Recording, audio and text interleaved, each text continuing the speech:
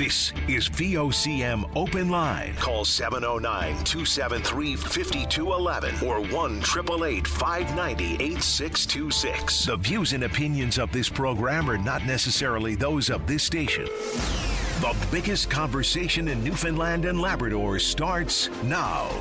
Here's VOCM Open Line host Paddy Daly. Well, all right, and good morning to you. Thank you very much for tuning into the program. It's Monday, the 2nd of June.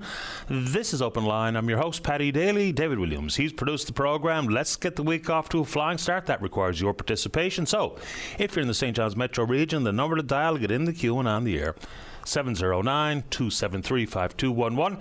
Elsewhere, toll-free long distance, 1-888-590-VOCM, which is 8626. So let's put a bow on the 2025 World Para Hockey Championships down in Buffalo, New York.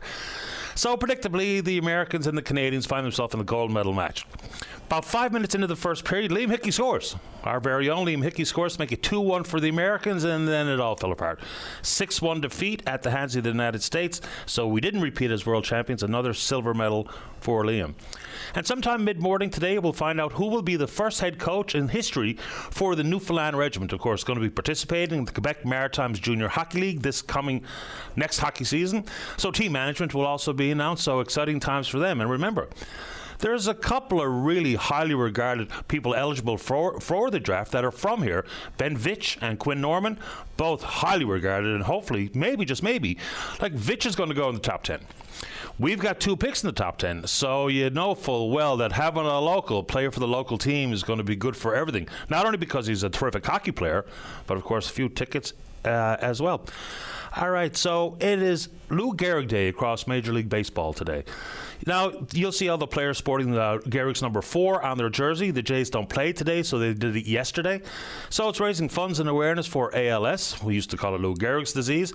And as Toronto Blue Jay fans, if you are so inclined and have the resources, maybe you can consider a donation today on Lou Gehrig Day. A couple of random baseball notes. On this date, 1935, the Babe announced his retirement. He was 40 years old when he eventually retired from the majors. And in 1942, Red Sox superstar, the legend Ted Williams, enlists as a U.S. Navy aviator. Twice his career was interrupted to serve as an aviator, once in the Second World War, then again in Korea. And his numbers never, ever fell as a result. All right. So, depending on where you live, it's quite likely that there's a fire ban in place. Certainly in this neck of the woods, all communities serviced by the St. John's Regional Fire Department, the fire ban is in place. Out in Gander, it's in place, and other communities as well. And of course, in many parts of Labrador, Great Northern Peninsula. There's a reason why they're put in place. It's not just to be heavy-handed as government officials or as fire prevention officials and fire support services officials, but you can have a very innocent approach to having a little fire or a mug-up by the river, in your backyard, whatever the case may be, and things can go wrong quickly. It's pretty dry out there, and an ember that gets out of control and ends up in some tangly underbrush could be the actual spark to create one of these massive forest fires. Just look what's happening in Saskatchewan and Manitoba and in Alberta. The fires are super scary, and very likely people listening to this program this morning have some friends or family that may be impacted by those wildfires. And yes, for the folks up in Adams Cove, still waiting for some information from the government about whether or not and what it might look like for some support for those who lost their homes there. All right. So, good morning to the folks on Random Island. I'll leave the family's name out of it. I think it's been in the news, but when I heard that there was an 8-year-old girl missing, like everyone else out there, my heart was in my throat. I don't know, Nicholas might have been 2 years old, and I lost sight of him in a grocery store for about 45 seconds, and I died 1,000 deaths. So the little girl, 8 years of age, missing over 20 hours, and so thankfully she was found safe and sound and returned to her parents. So of course the RCMP were involved and the Canadian Coast Guard were monitoring the shoreline. They shut the island down. But for all of those volunteers and members of the community that just came out and were so quick to respond to try to find this little girl, bravo to you. Absolutely wonderful outcome, but it was stressing me out. I don't know these people. I've never met them. I wouldn't be able to pick the family out of a lineup, but my stress level was out of control. I could think about that and nothing but that till I found she was found safe and sound. So that's the good news, but bravo to everyone who helped in the search. All right. We knew this was coming. The Privacy Commissioner is now looking into the hack that happened on December 28th when the Power School, which is a widely used software in schools right across North America, and they got into ours. So, a few things. Remember the Meditech hack? And the story was, we didn't know who did it initially, and then we found out who that was. We didn't know if there was a demand for money. And now we don't know much about Power School either. So this is important, and it compromised the personal information of a lot of people in this province. The Privacy Commissioner was waiting for the dust to settle to ensure that the government had enough time to implement any further safeguards that are required. I have a couple of questions about it. Like, Meditech was created and operated, I think, as a isolated system here in this province. I could be wrong, but Power School is right across North America. So in this province, it compromised the information of 271,000 students, 14,400 teachers right across the province. Information like date of birth, MCP numbers, medical alert information, custodial alert information, and some social insurance numbers, which is all they need to really compromise your identity. That goes all the way back to 1995. About 75% of the stolen student data belongs to folks who are no longer in the K-12 system. For folks who didn't have their social insurance numbers compromised, even some of that other personal information can be used in very convincing email phishing scams. So it's really worthwhile for people to be aware of what might be floating into your email inbox. For folks who had their social insurance numbers taken, look, the province is coming forward with 2 years of credit monitoring, and that's a good thing, but the hackers also read the news. They can sit on that information for quite a long time, so there are some avenues that you can take to protect yourself. Whether or not you change some of your banking and your credit card, and whether or not you actually apply for a new social insurance number, which some people do, because 2 years, they can wait you out. They're busy hacking everybody else while they await an opportunity to get at your monies. So go down to the Privacy Commissioner and let's see. Back in the Meditech hack, we were also told that there were examples leading into that eventual predictable hack where red flags were raised about some of the vulnerabilities in the system. And obviously not enough was done to protect our information. It's incumbent on the government. If we're going to see so much of our information digitized, which is not new, but so much and so much more into the offing, they really have to do every single thing humanly possible to be implementing every safeguard, every guardrail, as frequently as the upgrades or the updates become available. So we'll see what the Privacy Commissioner comes up with. And that's Kerry Hatfield. We have a long track record of speaking with privacy commissioners on this program about obviously the issues that they're dealing with. We have not had a chance to speak with Ms. Hatfield as of yet, but once she gets a chance to dig into this, we'll be sure to have her on to see where that lands. Also, in the world of cybersecurity, there's every likelihood that in the upcoming NATO meeting, we don't know whether we're going to be committing to 2% or 3% or 4 or 5% of GDP to defense spending, but it looks like cybersecurity spending is going to be included, which obviously is a massive big deal.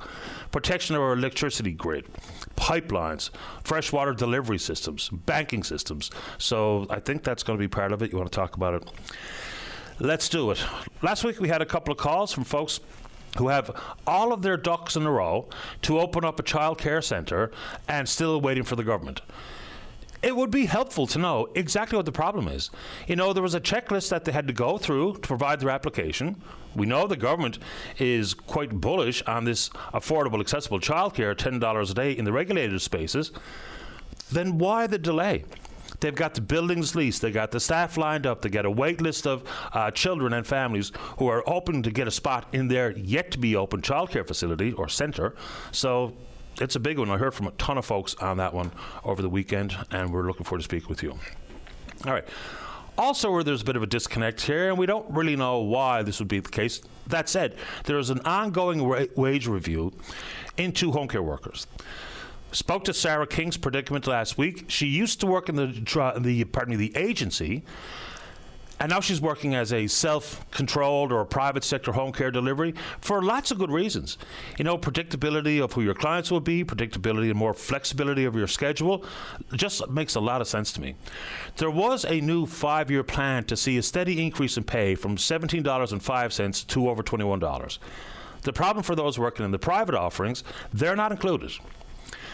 Yes, we fully understand that when the government says, look, there's some specific training that is not required of the private sector, first aid certification, a medical clearance, tuberculin testing, reference checks, certificate of conduct. But this one lady in particular, Sarah King, and I would imagine others, they have all of that in their professional background. So they deserve to be paid exactly like the agency home care workers. Why? Because they're paid by the same entity, the government. So how can it be an unlevel playing field for people doing the exact same job, getting paid by the exact same employer, and yet here they go. The government does say that they're looking at the wage review at this moment. It can only hope that it comes out the other end with the appropriate decision to pay everyone with the same training, doing the same job, being paid by the same employer, the same money. What do you think? Let's talk about it. All right, Canada Post. There was some cautious optimism out there that when the union was making a proposal to the corporation last Friday to send this to binding arbitration. And Canada Post said, nope, rejected it in full. Their final offer is exactly that, their final offer. It looks like we're going to take it or leave it. They make a couple of interesting and good points. So they've stuck with the weekend part-timers for delivery. They're sticking with their 14% wage increase over the course of 5 years. And they rejected some other requests coming from the union. The stalemate is real. It would be the second stoppage in 6 months. Eventually, it looks like they just get legislated back to work. So where are we here? People will pick sides, right? They'll talk about administrative bloat and the trending downwards of letter and parcel delivery, given the intense competition offered by private sector companies. But the future of Canada Post, I think for the first time, it never really felt like they were in real jeopardy. They were self-sustainable for a long time until a couple of years ago when they had to secure a $1 billion loan from the government, and now $1.3 billion in operating expense losses just last year. People tell me all the time, well, it's just time to blow it up. If it doesn't work, it doesn't work. The problem is, for how many Canadians would be in that Canada Post last mile? That's the only game in town. The only way they can get a letter or a parcel delivered. So it's fine to be sitting in the east end of St. John's saying, well, if it doesn't work, too bad. UPS, FedEx, Purolator, which Canada Post owns, they can do the job for me. Yeah, but you don't live on that last mile. Or some of you may. But that's going to be, I think, that's going to go sideways in the very near future, as far as I can tell. All right. So the dental care plan now is open to folks of all ages right across the country if you qualify. If you have a net household income of $90,000 or less, you're in. If you have a net family income of under $70,000, you're in, and there would be no co-pays expected. There was a lot of confusion when this was first rolled out about private insurance. Like, if you have private dental care insurance, you're not eligible right off the bat. But then there was the caveat offered by the government that even if you have private dental insurance, but you don't have dental coverage, you might not be eligible simply because you have the possibility to get private dental insurance in your already standing insurance package. So it is good news for Canadians who are eligible to avail of it. In the early months, dentists and hygienists were reporting that the majority of cases they saw, they would have deemed to be crisis or emergency situations. And we know what your dental health means to your overall health. So that is now open to everybody. All right, let's get into housing for a second. Maybe they listen to this show in Ontario. So there's two separate MPPs, which are members of, how do you break down that MPP again? It is members of provincial parliament. Yes, that's right. Members of provincial parliament in Ontario. One from the Greens, one from the Liberals. They're presenting a private member's bill to talk about a housing first plan. This is where we get into the political pushback of what is too much government, what is too much quote-unquote socialism. If you're worried about money, like almost everybody listening to the program would be or should be, to not be able to wrap our minds around the fact that the best way to deal with housing is to give people housing. You can talk about upfront costs and all the rest of it, but every single examination of housing in this world, and examples that are clear that they work. I go to Helsinki, Finland all the time. Why? Because they have the historical track record that points to the successes of not putting people in emergency shelters and then into temporary housing and then possibly into permanent housing if you're lucky enough down the road. They put you in permanent housing with the required wraparound supports first. They are saving huge amounts of money.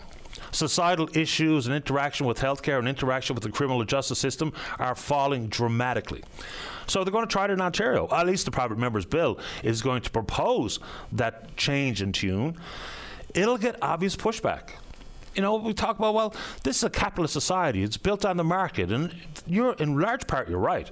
But this brand of late capitalism and some of the public grievances of capitalism, to not deal with them just costs us more money. It might feel good to say, well, we've trimmed the fat off the budget, and at the exact same time, in the exact same paragraph of a news release, we'll have to acknowledge all of the social scourges that persist, of which they all cost extraordinary amounts of money. But they're going to present that in Ontario. I'll be following along. I'm really keen to see where that goes because, as far as I can tell, that's a really good approach to take. What do you think?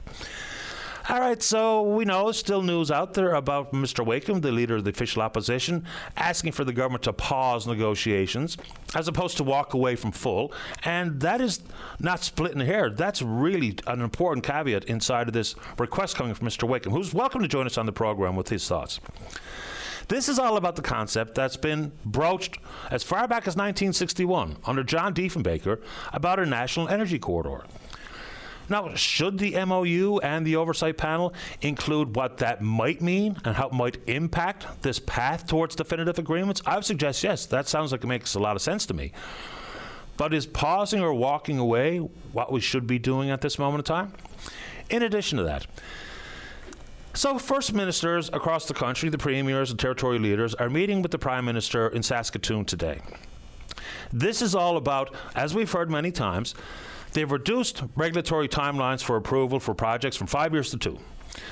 Now we're talking about picking projects that are being pitched by the various premiers with ready-to-go projects. So in Alberta, pipelines, right? But they also move on to regulatory issues and the industrial carbon tax and clean electricity regulations, which is not necessarily part of a best interest of the nation project, but anyway. Then they'll talk about Quebec, who historically have been opposed to pipelines. Now Premier Legault says some of that opposition has softened somewhat in the province of Quebec. So maybe, just maybe, as long as, guess what, it benefits Quebec. I wonder what we're pitching, if anything. I know the Premier and Minister Cody are chairing a tariff and trade panel or roundtable, and you can guess what some of the pitches are coming from different premiers. As we just mentioned, Alberta obviously are in the pipeline business or would like to be more into the pipeline business. But what are we bringing to the table? I'm just curious. Remember, when Muskrat Falls was being developed and kicked around, going through all these decision gates, federal loan guarantees were secured because why? Because it was a nation-building project. Is that the same thing as a best interest of the country project? I'm not sure. So would that include maybe some consideration of what we're doing regarding the Upper Churchill and Gull and transmission projects that could lead to some 5,000 direct jobs? I don't know. Would it be something like the fixed link, which used to be all the rage? It's been stalled and no one talks about it any longer. Is that something that might be getting pitched? One emailer sent me one saying, what about an oil refinery? I don't know if there's such a thing as an oil refinery project ready to go here, ready to put the shovels in the ground, as the Prime Minister has spoken to. But it will be fascinating to see what comes out of these conversations. Now, the Prime Minister himself has set the bar of expectations very high, possibly too high. And we'll see what kind of disgruntled and positive premiers speak to the media whenever they actually start selecting projects. What I'd also be curious to see is exactly what was pitched and compared to what might indeed be approved for regulatory certainty, for maybe some federal government input regarding money. So there's a lot of vagaries attached to this, even though there's probably a ton on the line here early into Prime Minister Carney's stay. But I'd really like to know what we're bringing to the table. Are we actually pitching anything that could indeed be done here? Maybe in the critical minerals envelope. Quite possibly. We're talking about secure supply chains, which is absolutely in the country's best interest. So I'm curious to hear what anybody has to say. We won't get a whole lot of detail, I don't imagine, today, but that is going to be A huge meeting.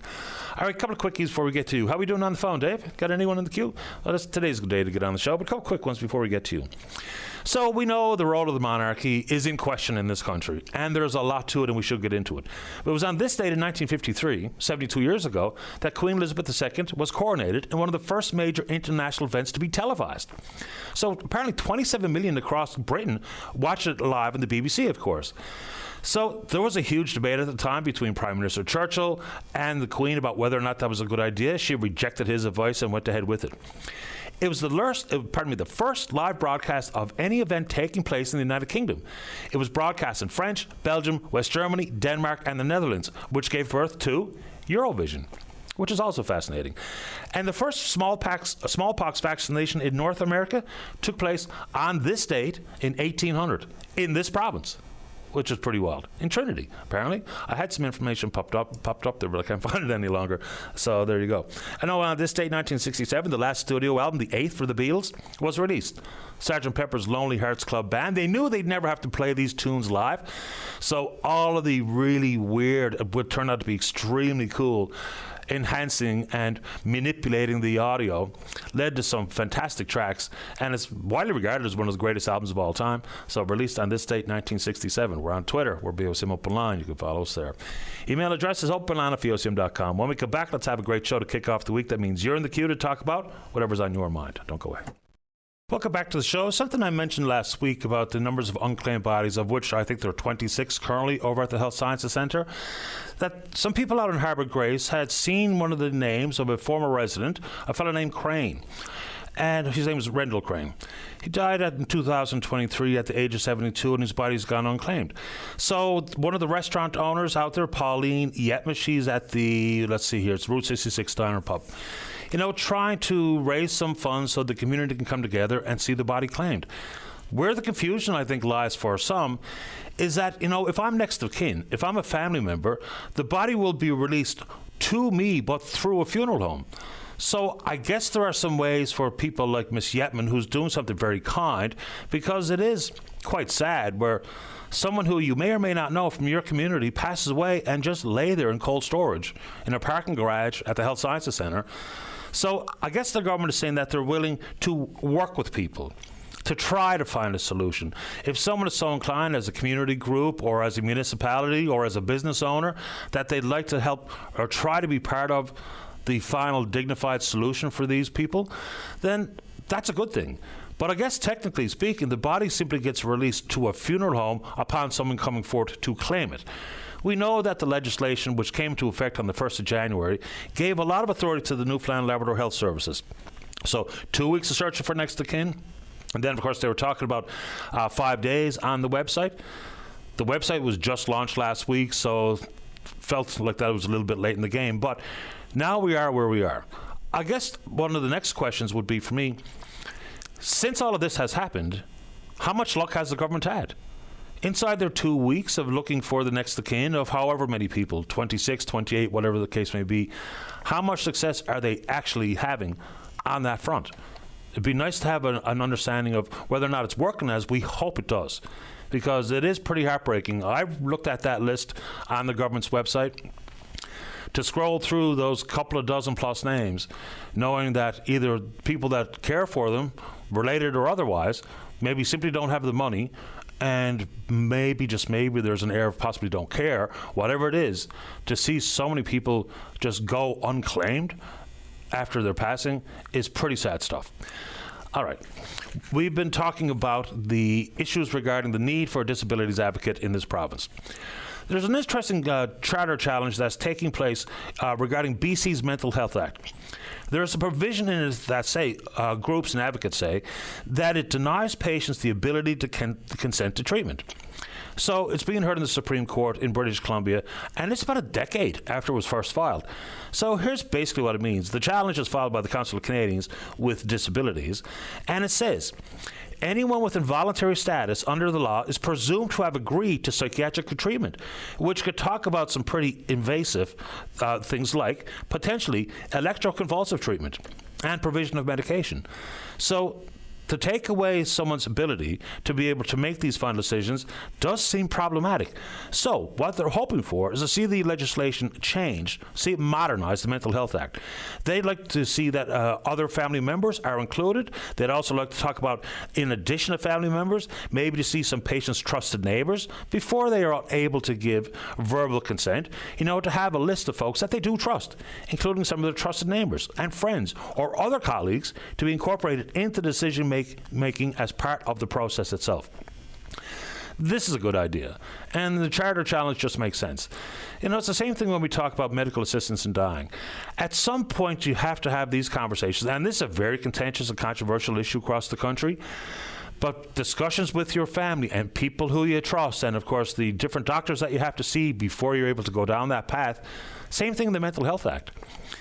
If we know that I have an issue that is deteriorating, then yes, before you're just deemed to have given consent, even though you haven't, is to have as big a circle as possible, that people who you pick, that you trust to speak for you when you can no longer speak for yourself, family, trusted neighbors, and others who you want to be part of that conversation regarding the intervention of the healthcare system into treating your mental health. Because, look, ECT is no small thing. Of course, I've never had it. I've only seen what you've seen on TV and in films. It can be extremely effective, I'm told.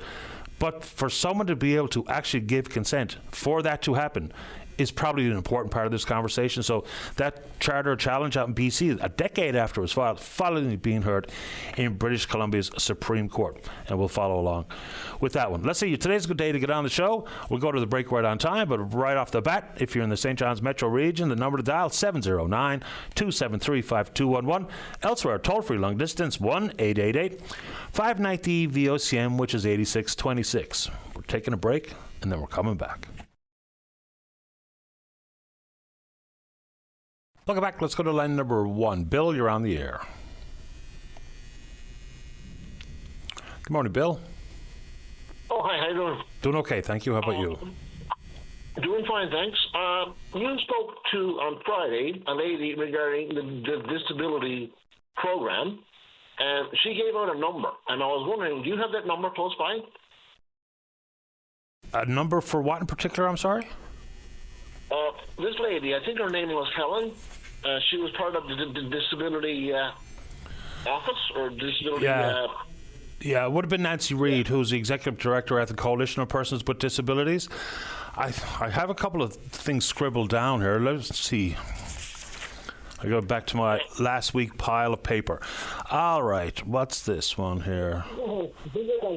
I got it. I got it here for you. Great. It's 888. Yes. 729. Yeah. 6279. I can't believe I actually got that. And there's also an email address, which is an easy one. Disability policy. You got that? Yeah. And so there's the straight up government address, which is atgov.nl.ca.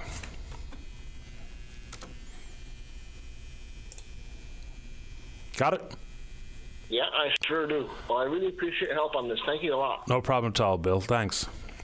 Have a great day. You too. Bye-bye. Sometimes I don't scribble down the numbers necessarily, so that's a good catch there this morning. Let's go to line number 2. Chad, you're on the air. Yes, hi, good morning. Good morning.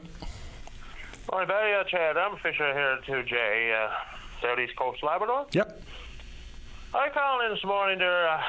I'll give you a rundown of history. Now, I want to go back to our card in a minute there, but what the FFAW is trying to do, like with us down here. We got a crop quota there last year now of 3,000 tons.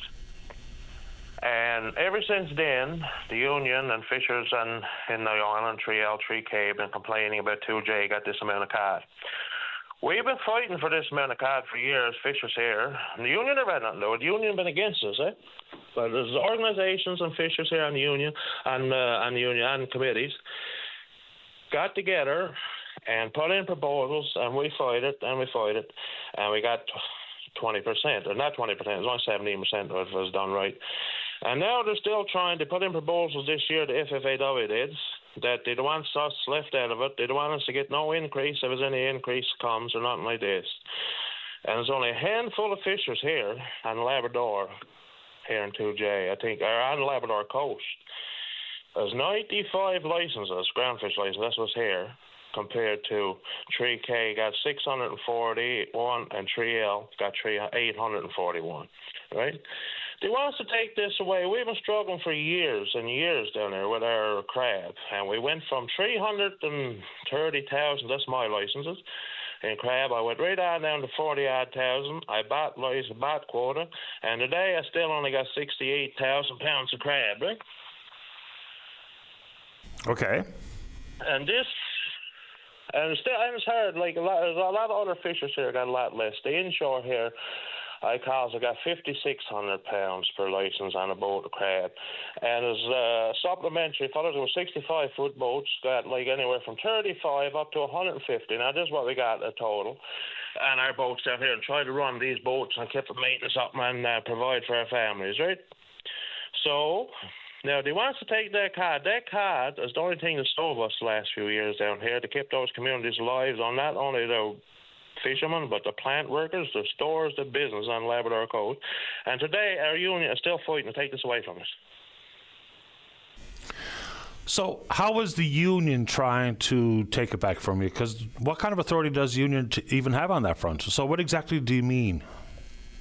They're trying to get us to go back to try to get all what they call equal shares in the groundfish into cod. They don't want us to have a bit more than rest of 3K and 3L. This is what they're trying to do, trying to get us rolled back. Okay, and I guess my question is, exactly what are they doing to try to make that happen? So is it that they're... As a proposal they released yesterday, just one column a day, what they got sent into the DFO and the Department of Fisheries knows there's a proposal. You can go online and see it there and there right now what they want. They got us left out this year. They don't want us to get no rollover, or they want us to get no increase of the quota. Okay. So I know they have something called the Working Group for a Variety of Species, including cod. I'll have to look at it. So if it's as new as today, this most recent submission, I'll have to take a look. So how many licenses are up there that would share? Like, what's the TAC in your region in 2J? TAC on the groundfish in 2J is 3,000 tons. In full? What's that? That's for all licenses? That's 2J here, and all licenses, all 2J here in Labrador. Yep. And then 3K, 3L got 12,000 tons. Just because there's a fewer number of us, fishermen, like we can catch more fish at the end of the day, but they still got 3 times so much cod as us. We can't help that they got more fishers in their areas than we got. I'm just curious, now that we're talking about it, exactly how many licenses are in the other zones compared to 2J, just so I have a better understanding of what individual quotas look like versus simply the big number of the tax. License, I just said, the 3K got 641 and 3L got 841. Okay. We got 95. So basic math means your IQ, your individual quota, is significantly higher than harvesters in the other zones. Yes, exactly. Yep. Exactly, and this is what they're trying to take from us. Now, we still haven't got the biggest share of the quota. I just told you the numbers. They're 3,000 tons versus 12,000 tons, right? Mm-hmm. And they want us rolled back. If the union wants to be fair in all fisheries, why can they go and give 2J and 3K the same amount of crab, or share it all up between us all, right from 2J right to 3L? As licenses, crab licenses today in 3L with 1 million+ pounds on it. And he still wants to take a bit of cod we got off on our table, off our bread and butter, I call it. Well, I suppose I can't speak for the union. I have no interest in speaking for the union. So I suppose with the lobbying efforts coming from their members in the other zones who look up at 2J and wish they had something similar, like, an increased individual quota, because sometimes we just lean in on what the TAC is, and that only paints half the picture. Yes, exactly about that. Look, we down here, we got better crab, shrimp, a bit of shrimp, and a bit of cod. Not like on other areas on the island. They can weigh in on a bit of capelin, they can weigh in on a bit of squid, they can weigh in on a bit of whelk, they can weigh in on every other little fishery to make a year's end. But we got and lobster and this other fishery. We haven't got none of that. There's fellers up there that makes fortunes on lobsters alone. More than I'm going to bring in the run of the summer. I know there's a fellow that went and told me he landed 100,000 pound lobster last summer. Now do the math on that, right? Oh, look, I mean, I got to go to fish here. I got to fish here from May till end of October to make it ends meet for to provide for me and my family and my crew members. And fellas up there can fish 2 or 3 months with the lobster and crab they got, and then they got their fortunes made. yeah, some of these enterprises with big quotas for crab in particular, then they are making off like bandits, as they say. Yes, exactly. I don't see no difference, of just what the union is trying to take from us, because we got a little bigger piece of the pie per individual license, because there's only a few of us compared to army load, like people, you know what I mean? I do. So we had a very interesting conversation with Dwan Street, the president at the FFAW last week. I guess it was on Friday. And that was allegations about, collusion between the processors between here and Nova Scotia to try to keep the price on crab low. But I can reach back out to the union to see if they'd like to speak to this issue, and I'm happy to invite the next appropriate guest on. No problem at all. Yes, I'm glad you do. But like I said, they're right against the union. I got to tell like it is. The union have not done one thing for us up here in 2J since I've been a fisherman, and I've been a fisherman now for 35 years. And they haven't done one thing, only help to try to equal it or take away from us. They never ever done one thing to help us to improve things, because this cod quota that came out last year, this had nothing to do with the union. This was a few guys here on the committees and organizations that got together and put this in, and we got it, and hats off to them. So if you say the union hasn't done one thing to make things better, so what would that include? All fisheries. They never done one thing down here. If it was something else, it was always done better to the south of us, and they got more of it than us. They always left us out fighting for ourselves. We had to fight and defend for ourselves. We never had no help from them, put it this way. And they know us, but they knows my voice in there, because I call in there all the time and that, no. So when you call in, do you just speak with the inshore rep, or you speak with Jason Sullivan, or who do you talk to? Because I'll invite that person on. Most of the time I call in and talk to Jason Spingle. That's why I talk to okay, so I used to talk to Keith Sullivan and Dave, all them when they was there. Well, the crowd there this day, I don't know. Yeah, so Spingle's role, I think, is still Treasury Secretary. So we'll invite Mr. Spingle on and see what he has to say on this program. Yeah. How's that? Yes, be good, yeah. Yeah, perfect. Okay, I'll do it. All right, thank you. Thanks, Chad. All the best. Okay. Bye-bye. All right, we'll chase that a little bit. And, I mean, there was a lot to that conversation last week with Miss Street. The allegations which she added up to representing collusion is not insignificant. So we have not heard from the Association of Seafood Producers. Pretty sure Mr. Loader is not in the office, and that's really the only person we can speak to, I would think. I don't know if they have another representative who would like to, in short order, come on the program and talk about the allegations made by the union last week, so I'd be absolutely interested in that phone conversation. Let's take a break. So when we come back, it's time for our annual conversation with Ben Sparks. We're going to talk about the Morrison Scholarship. We'll find out more about the scholarship coming up right after this. Don't go away. Welcome back to the program to discuss the Catherine M. Morrison Scholarship in Political Studies. Join us on line number 3 is Ben Sparks. And good morning to you, Ben. You're on the air.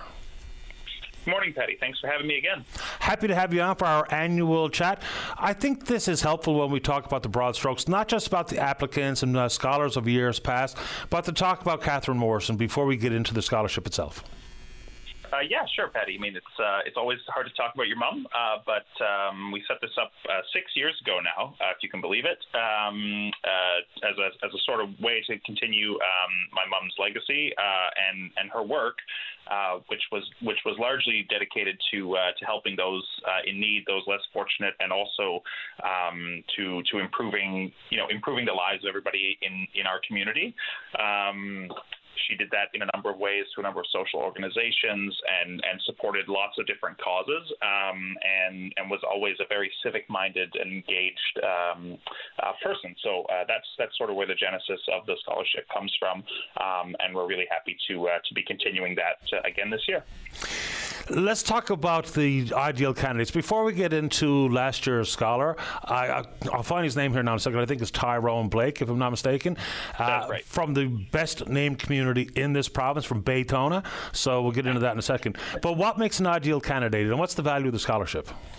Yeah, so for anybody out there listening, I mean, if you are yourself a student, you should probably be in class right now. But if you're a parent or if you have a friend who's interested in politics, public policy, government, law, there's always a few in every class. There's an engineer, there's a doctor, there's some political nerd in every single class. And that's really who we're sort of targeting for this, someone who wants to go and study and continue that stream of education in post-secondary.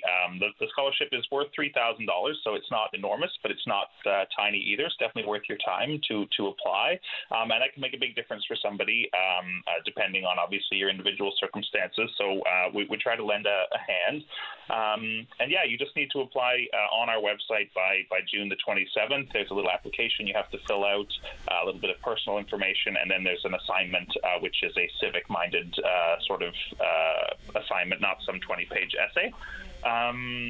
But yeah, I think that's sort of the in a nutshell. And applications are open till June 27th, so that's why we're calling in today, because there's still a month to go. All you procrastinators out there can start working on that now and get it in time. Yeah, I mean, $3,000 is not insignificant. Not everyone's going to win the Lawrence Scholarship, for instance. So every little bit helps, I would suggest. I'm not trying to put you on the spot insofar as knowing exactly what Erica Evely and Rachel Hawko and others have done since they've won their scholarship, but can you give us some idea of some of the past scholars, what it's meant to them and what they've moved on to do? Yeah, I mean, I will say one of the most gratifying parts about this is that all of our 5 recipients up to date have all gone on to pursue their studies and remain engaged, both with the scholarship, which is lovely and touching. We keep in touch with everybody and see how they're doing, and they've also been able to help each other. We've done different events. We had a U.S. election event in the fall, which was a real delight to see a lot of people come together, and so that there is a small community, a small but growing community of us. A couple of them have gone on to work in Ottawa in politics. A couple of them are still obviously in school at Memorial or here in Ottawa as well. There are a few folks. It's not just for folks going to MUN, I should say. It's for people from Newfoundland, but you don't have to be going to Memorial necessarily. So yeah, it's been really great. You can see all of our scholars from around the province on our website as well. And that's been, as you say, really, really fun. People from Carbonear to Baytona to St. John's, everywhere in between. All are welcome to apply. I think Erica's family would take you to task on Carbonear. She's from Victoria. Sorry, Victoria, BC. Yes, Erica, my apologies.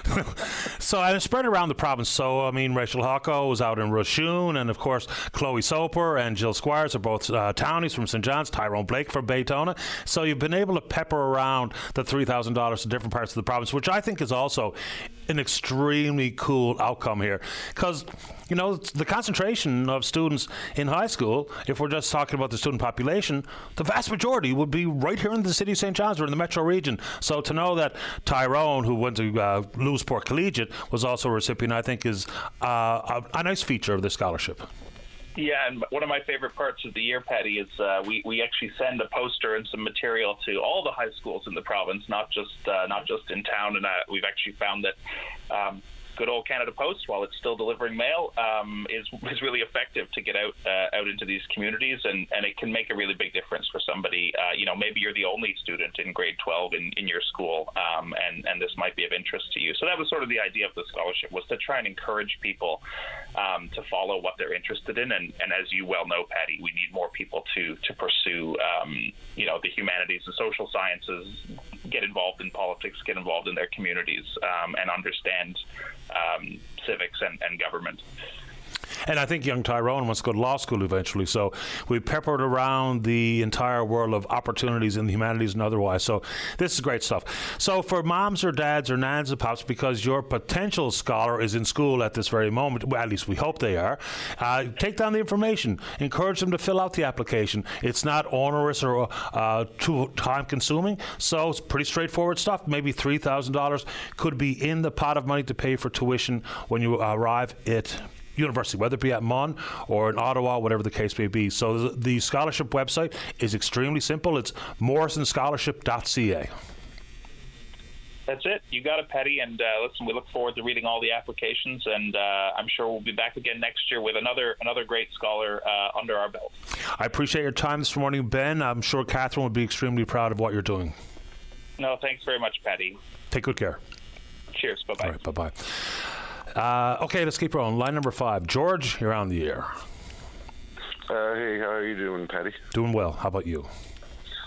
I'm not doing the best, actually. I got a pretty big problem going on at the moment. I recently got a job, because I was in between jobs and I was looking for work and stuff. I'm hired, but I can't start work because I can't get a letter of conduct because I don't know why. It's taken a really long time, and I know I've been told that the volunteering for the summer games has a lot to do with it, but I mean, when someone's waiting to get to work and you really don't have much money left, bills start to pile up, and you can't go to work because you don't have a letter of conduct, which I know is clear, and you know what I mean. Yeah, so there's two background checks. One is the criminal screening certificate. The other one is the vulnerable sector check. And look, I hear about this all the time, and that's of no comfort to you, George. And I guarantee you some of the complication here is that there's thousands of people that are in the hopper trying to get their volunteer status approved with a background check at the RNC. I know that is absolutely part of it. How long have you been waiting, George? It'll be a month now, this Thursday coming. So they say on the little message that if it's been over 15 days, please call, we'll leave a message. I've called, haven't got no return call. I pretty much check every day. It's like, in the meantime, I mean, you're just at home waiting for that stupid letter just to go to work. Like, I really don't know what to do. How long have you had the job offer? Well, around the same time, because see what happened. I lost a job that I had. I had a really decent job, and I messed up, if I'm being honest. And anyway, I don't need to get into that, but I lost the job I had. So I had to start over. I finally got a new job, and I can't start until I get the conduct letter. And it's pretty frustrating. So I just wanted people to know that, this is going on, too. So if you're trying to get a job, it's, not that easy just because of a letter. No, I mean, obviously I can understand and hear your frustration. Are the folks who offered you the job going to be able to hold that for you until you get the letter? Yeah, he told me, he said it's actually, I'm going to be driving a taxi. Okay. What the job is. And he told me he'll get me in the car as soon as I get the letter brought in. So you need both then. You need the vulnerable sector check and the criminal background check. Yeah, but I know I know they're both fine. I already had them, you know what I mean? So it's just waiting. It's just very, very frustrating. Yeah. I'm going to get some information from the RNC about what predicted turnaround times look like today, because generally in years past it was people didn't have to wait a full month. And now I know many, many circumstances where people are waiting a lot longer than that. So I'm going to zip off an email to the RNC, see if we can't get some predictable turnaround times or hopeful turnaround times. And George, keep me in the loop, will you? I'm glad you're back on track here. I hope you get this letter so you can get in the cab ASAP. But let me know. Thank you so much. I will, yeah. Appreciate your time. Good luck. Okay, thank you. You're welcome. Bye-bye. And that's some of those differences, say, between, for instance, traditional cab companies and ride-sharing like Uber. The cab companies, their drivers need both checks, a vulnerable sector check and or a criminal background check certificate, I think is what they call it. In Uber, you don't. The second one is optional. And that's something that the cabbies would like me to remind folks of all the time. Hey, you do what you want. If you want to get in an Uber, do it. If you want to hop in a Jiffy, you do that too. Let's take a break. Don't go away. welcome back to the show. I don't know if this is directly helpful to our last caller, George, waiting for the RNC to turn around his criminal background check and his vulnerable sector check. But if it's simply a criminal background check, and I knew this, but I had forgotten all about it, there's human resources companies that can do this. For instance, like Puglisiewicz, they do it. So if you had one completed within the last year, they can copy that and confirm it. So they do indeed do criminal background checks. Now, unlike at the RNC, it costs $50 plus HST, 24-hour turnaround. So fingerprinting, here's an email address if you want to make an appointment. Fingerprinting at Puglisiewicz.com, when Puglisiewicz is Puglisievich. This might not be exactly helpful in full for our last caller, because you do need the RNC or law enforcement to do the vulnerable sector check, but a fundamental criminal background check can be done at human resources companies like Puglisiewicz. Appreciate the info. Let's go to line number 1. Good morning, Jerry. You're on the air. Hi, good morning, Paddy. Morning to you. I know I'll say you remember me from a couple of years ago when I phoned in and I was homeless. Okay. I'm soon be 72 years old now, and I'm still homeless. So they put me into Ramada Inn for 2 weeks. They took me out of that and put me down to another place for 6 weeks. I watched people come in and go back and forth. I was the last one there. They were putting in more or less family members. And she said, you got to go. Where do I go? And she said, well, they're putting you up to Ramada Inn.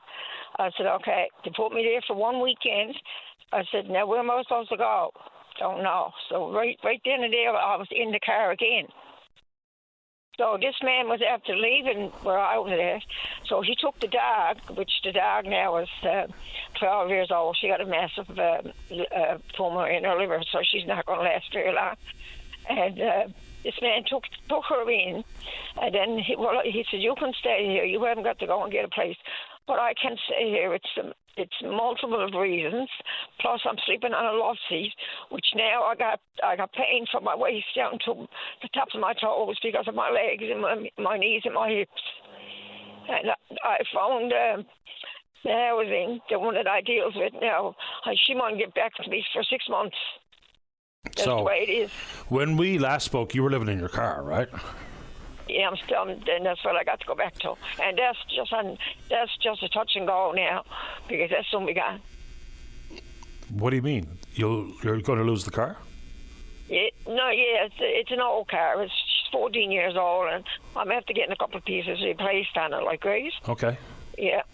But see, that's how I'm full of arthritis now. Like, for me to be lying in the car now, like, I'm lying on that love seat, and it's killing me.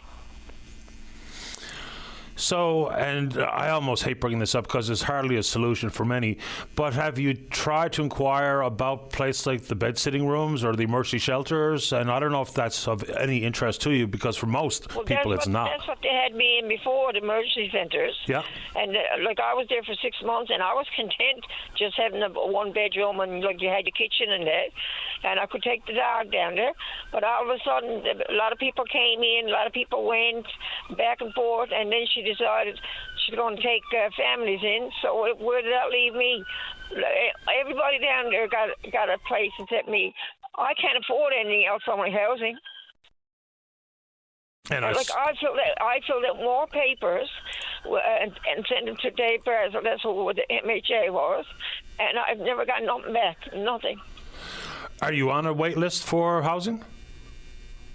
Well, when I was down to that place down from the village mall, the housing phoned and told me to come up and see her. I said, okay, well, God, probably they got something from it.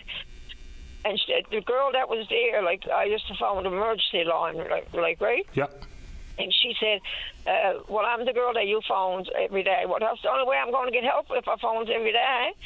And she said, by looking at this, and she said, you got a dog. Because I had a dog, they absolutely couldn't give me nothing. That's what they said. Yeah, I mean, that's also an issue for people who are actually looking to rent, is that some places simply won't take the renter and their pet, mostly dogs. So I'm not sure where to point you. I mean, I hear these stories of people being homeless and have no earthly idea where anybody can turn, because mercy shelters can be problematic. You said you were quite content there, but not everybody is, whether it be trying to kick an addiction and surrounded by people taking drugs, and or they have a mental health concern, and or the levels of violence. They had all kinds down there, but like I had my own room, so I don't care what happens on the outside. I was in the warm. Boys, oh boys. So, I don't know. I don't know either. No, I'm going to just try Fred Hutton and just see if he can help me out. Absolutely. And so when you talk about affordability, I'm sure you're on some sort of fixed income. If you were able to find a place, what can you actually afford? Well, I'm only getting old age and CPP. That's all I'm getting. So what can you afford for rent? I wouldn't know. I tell you the truth. Like, I got my own car, and I paid my own insurance and stuff. But I wouldn't be able to afford something $1,000. No. That's why I'm asking. Yeah, probably $400 or $500 is enough for me. But like I said, I don't know. Well, I just wanted to get a number out there, because I do know people in the property management world who every now and then they might have something. I don't know if there's anyone out there has anything for that number, to be honest with you, Jerry. But I asked you for a reason, so that if someone knows a place where we can point you, then we're happy to try to help you. Okay, thank you. Okay, keep me in the loop, Jerry. I'll put it back out there for some of the people I know out there who have properties. All right, thank you. You're welcome. Good luck. Bye-bye. Yeah, and Gus, you stay right there. I appreciate your patience, so I don't want to squeeze you up against the break. So we're going to have to wrap our minds around the fact that, the government got out of building homes in the 70s. And whether or not you think it's a good idea to add a different layer of bureaucracy like Build Canada Homes, which the Prime Minister has proposed, and that's tiny homes and modular homes, and people worry about the fact that Brookfield Asset Management was in the modular home business, and we could take on all of those different moving parts if you're so inclined. We got away from building rentals, we got into building condos, and that's been a big problem in, say, for instance, cities like Toronto. And yes, government really should be doing a better job insofar as making it easier to build homes. So in large part, whether you talk about fees to build and municipal zoning regulations, a lot of the authority is at the municipal level. Do we need leadership from provincial governments and the federal government? I would suggest yes, we absolutely do. But our whole strategy of housing is just not working. And they talk about, what's the clear definition of insanity is doing the same thing twice, expecting different outcomes. What we're doing doesn't work. And so that's not one finger of blame to be pointed at one province or one federal government. The fact is, it's not working. And there are examples out there, and the data is clear, and the roadmaps are well understood, that a different change in tune, a different change in strategy can come up with an appreciable difference. It's not going to change things for many people or many Canadians overnight, but an actual strategy that we can work towards and look at very clear comparables in other jurisdictions. I kind of get tired of referring to Helsinki. Finland's got it figured out.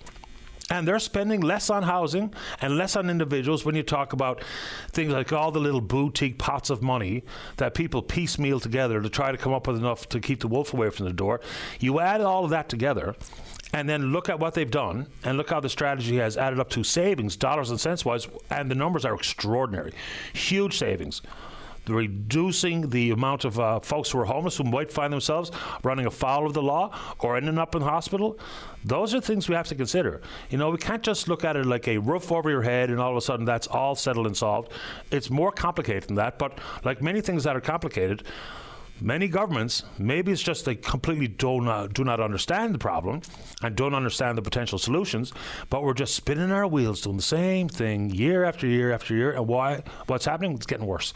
All right, very quickly. So this emailer around 9:50 this morning saw a mostly black beagle running down Road Deluxe and turning into Foreign Street. They tried to catch him, but as I say, the dog was on a mission. Hopefully finds his way home. So if your mostly black beagle got away in and around Road Deluxe, the Foreign Street area, it's been spotted. So maybe turn your focus to that area, and hopefully that little puppy or little dog makes his way home. All right, let's take a break. We'll come back. Gus in the queue to talk about the National Dental Plan. Don't go away. Welcome back to the show. Let's go to line number 2. Good morning, Gus. You're on the air.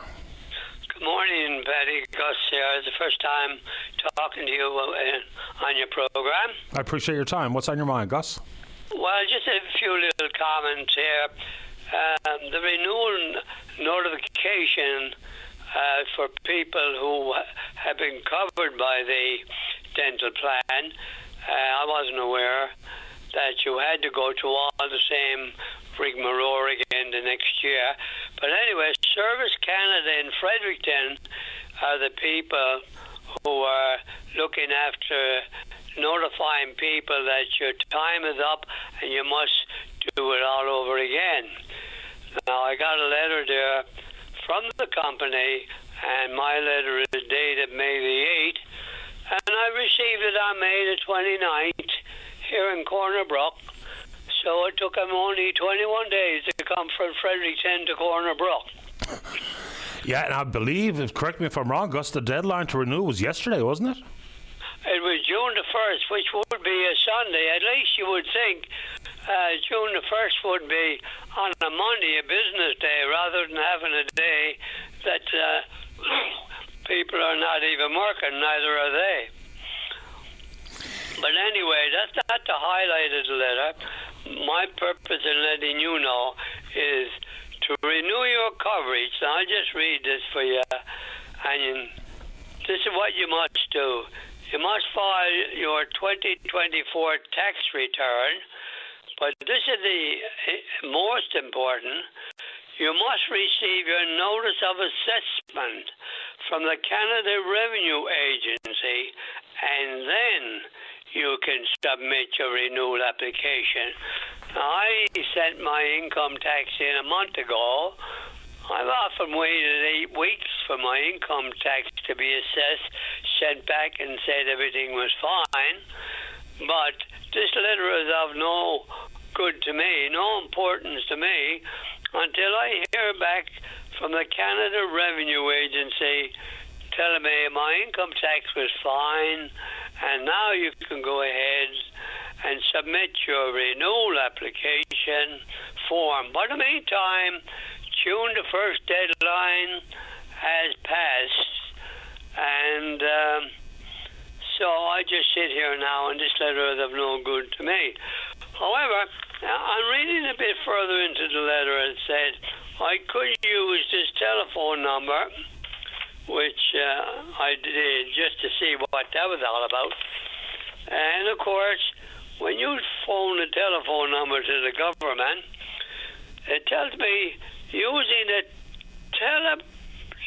typewriter at this particular number. Which I said I must try that this morning now and see what that happened. Well, by the time I got through, if you're interested in this, press that. If you're interested in that, press this. And I got through the first line, then I got into the second line.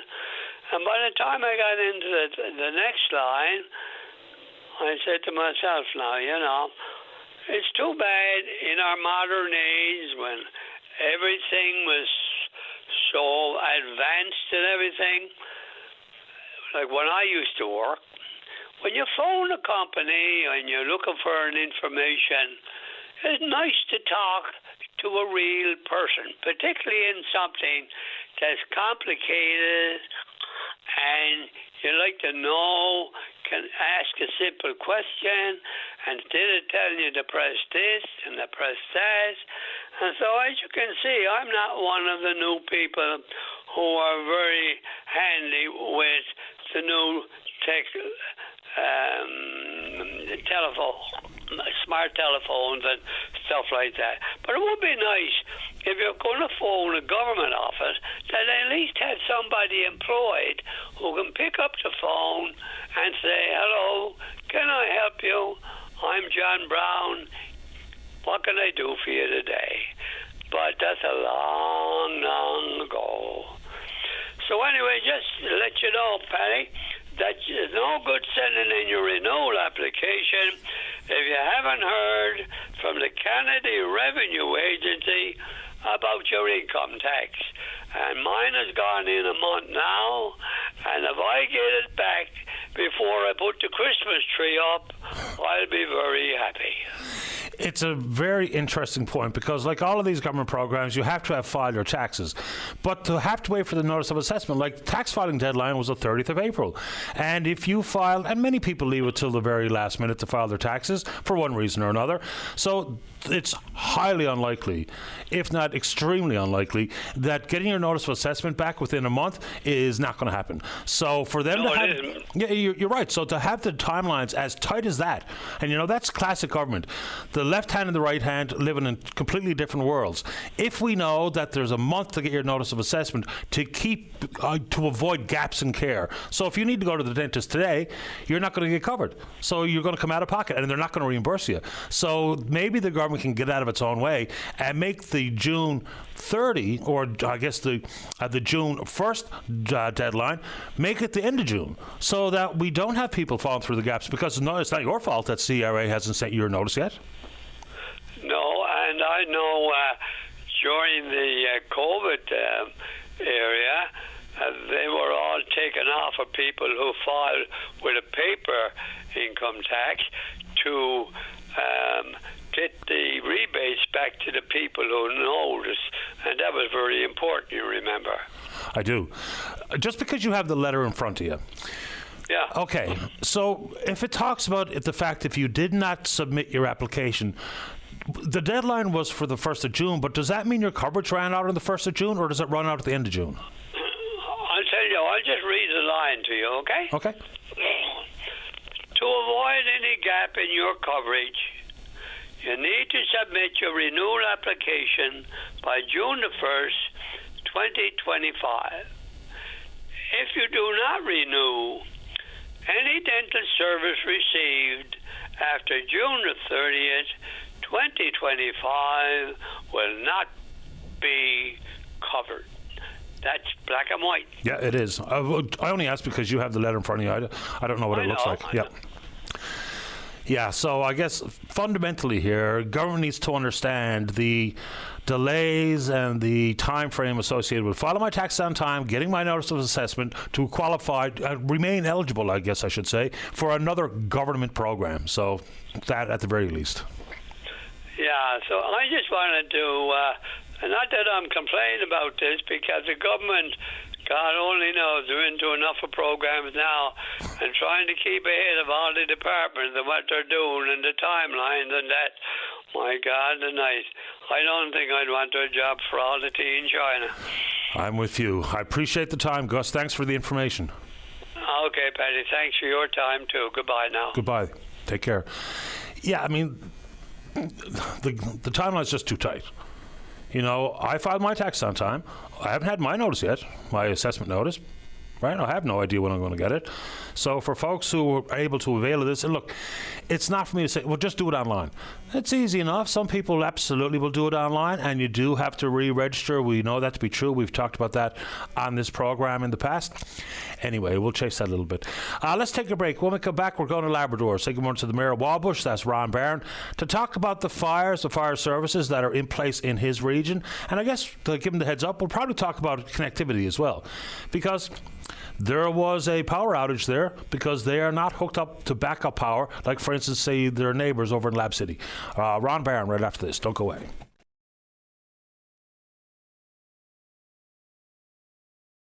Welcome back to the show. Let's go to line number 3. Say good morning to the Mayor of Wabush. That's Ron Barron. Mayor Barron, you're on the air. Hi, good morning, Patty. Welcome back to the program. Yeah, thank you. Right off the bat, we heard some reports on Friday that the wind was cooperating and consequently the fire was less threatening to the communities. What's the update today? Yeah, well, today we've got rain again, so Good thank news. God. For the last couple of days we've had a great amount of rain, and that'll definitely help with our index here and dropping that down to low, I guess. And so God's prevail again, I guess.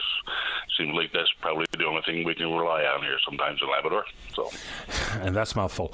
Okay, so I'm not going to put words in your mouth or Mayor saying Lab City or otherwise, but the concept of doing some better work for fire preparedness, whether it be with windfall, fire load, fire breaks. I know some of them were cut around Churchill Falls, for instance, last year, but give us your thoughts on preparedness.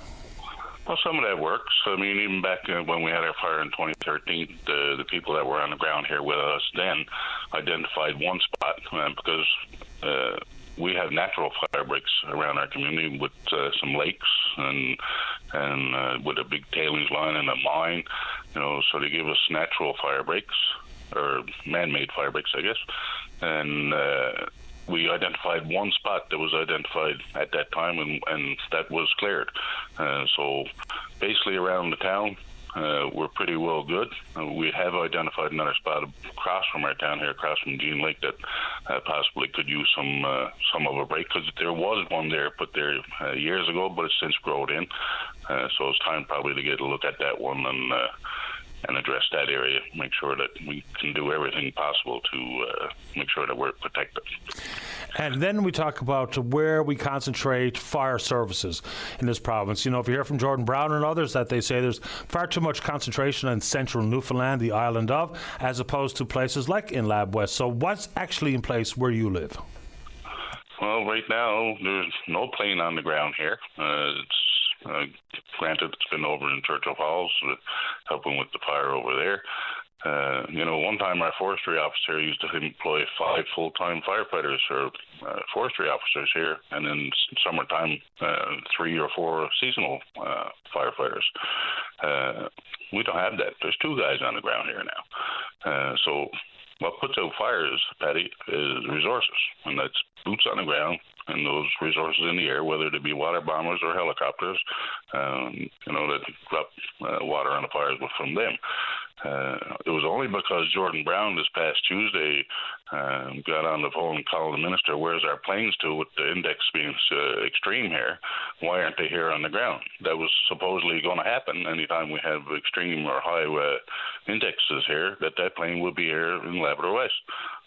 It was only because he made that call, that plane was here, never arrived till probably about 4 o'clock that day, the day of the fire in Churchill Falls. And luckily enough, he made that call when he did, because that plane would have had to come from Gander. We can't fight fires here in Labrador from resources stationed in Gander. They need to have planes here on the ground. I'll just remind you the geography of this province. The island is probably a third the size of what Labrador is. And we're going to wait to fly a plane from Gander to help us with an emergency.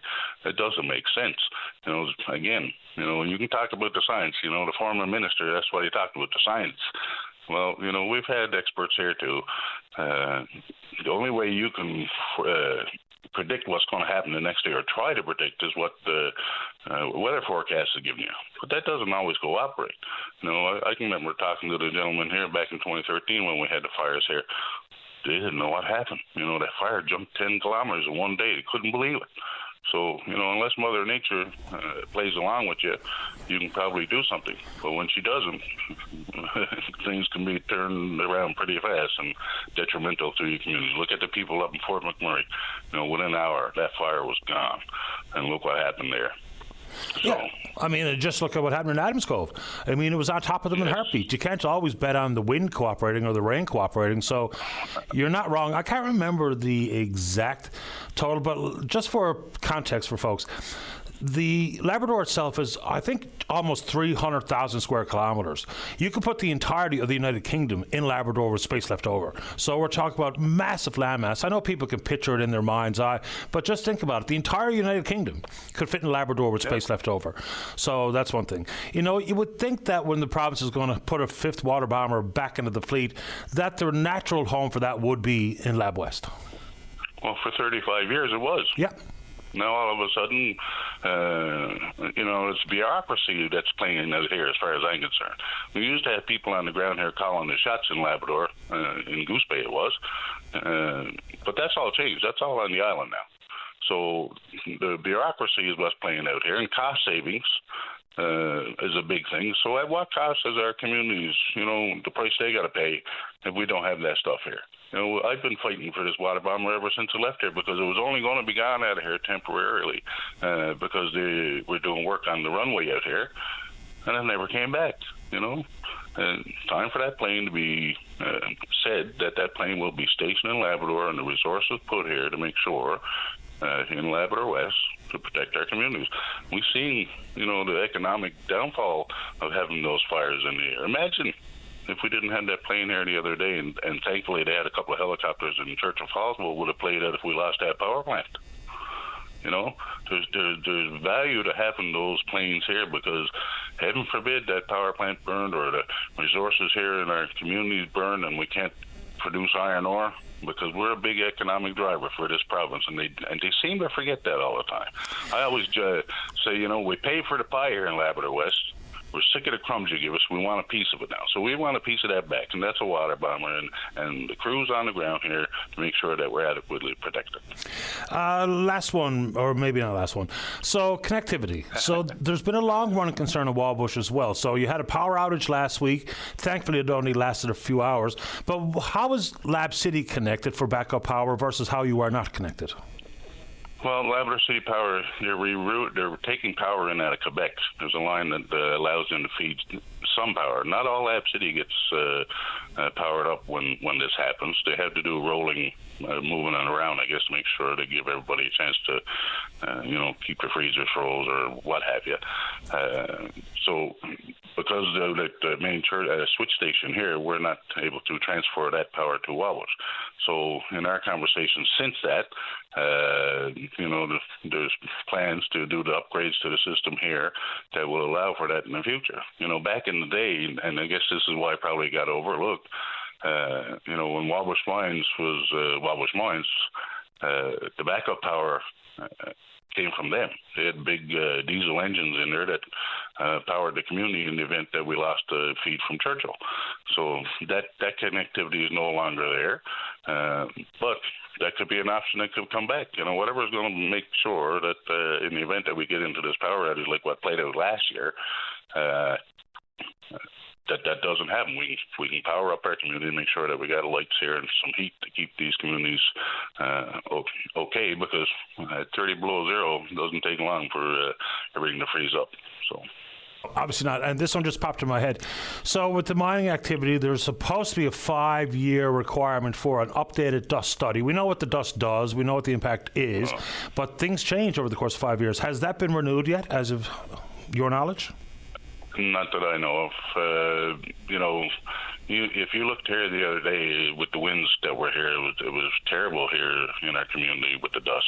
And it wasn't off the tailings line because the prevailing wind that day was pushing the dust from the line. And we've reached out to them that we need to sit down and have another conversation on the mitigation that they are taking the steps in the mine itself, not just the tailings line here, to make sure that we're keeping whatever we can on the ground rather than let it get airborne and affect our communities. Because Betty, you can't even hang out clothes or anything here in these days. It's just terrible. And listen, I know they sink a lot of money into it, but are we doing the right things? So maybe it's time to have some more conversations about that.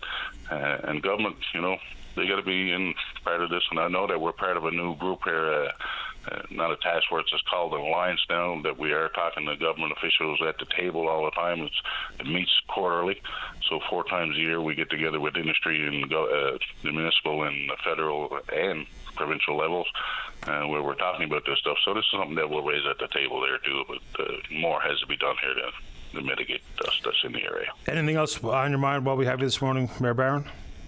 No, just a conversation, that a lot of people are worried when we see the index high here. Just to remind them that, always have something ready to go because you don't know how much time you're ever going to have. My wife, even said the other day, I still haven't unpacked from last year, some of the stuff, the documents and pictures that you want to save and stuff like that. So always be prepared. I know after what played out here the other day with Churchill Falls and we lost the power, as soon as the power came back on, everybody was going over filling up their vehicles and stuff. Well, maybe we should be doing that ahead of time, I was one of those guys. I had to go get gas for my generator. Luckily, I have one. But always make sure that you got stuff on hand that will help you in the event that we do have an emergency here, that you can rely on the stuff that you have. And one of the last things that is key to any emergency is communication. So I want to make sure that, same thing with the messaging from the media, that everything is clear and decisive on your messaging, and it has to be calm. There's no point in trying to tell people you can't do this, you can't do that. You got to tell them why this is not able to happen, why things are as they are. So, all kinds of things that play out in these emergencies, and until you get into them, you don't know how to react to them. We have plans, it's mandated by our provincial governments that every 3 years now you have to make sure your plans are updated. Used to be 10. But those plans are always being worked on because people change, numbers change, so you always got to be updating things. So just assure that the residents here in Wabush, we are trying to get this group, Fire Smart, to see what they can do to come in here and make sure that they can make recommendations for our community on how to best protect us. So we are working on that, and hopefully, we'll have a summer where we see a nice bit of rain that will keep our index low, and that way we can have a safe summer.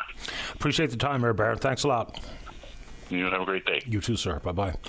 That's Ron Barron. He's the mayor of Wabush. All right, I don't know why I'm so interested in some of these geographical or geography comparables. Like, you can fit the entire United Kingdom in Labrador, which I've known that one for a long time. You can fit over 40 United Kingdoms in Canada, which, just think about it and think about the population. The Newfoundland and Labrador is about 407 or 8,000 square kilometers.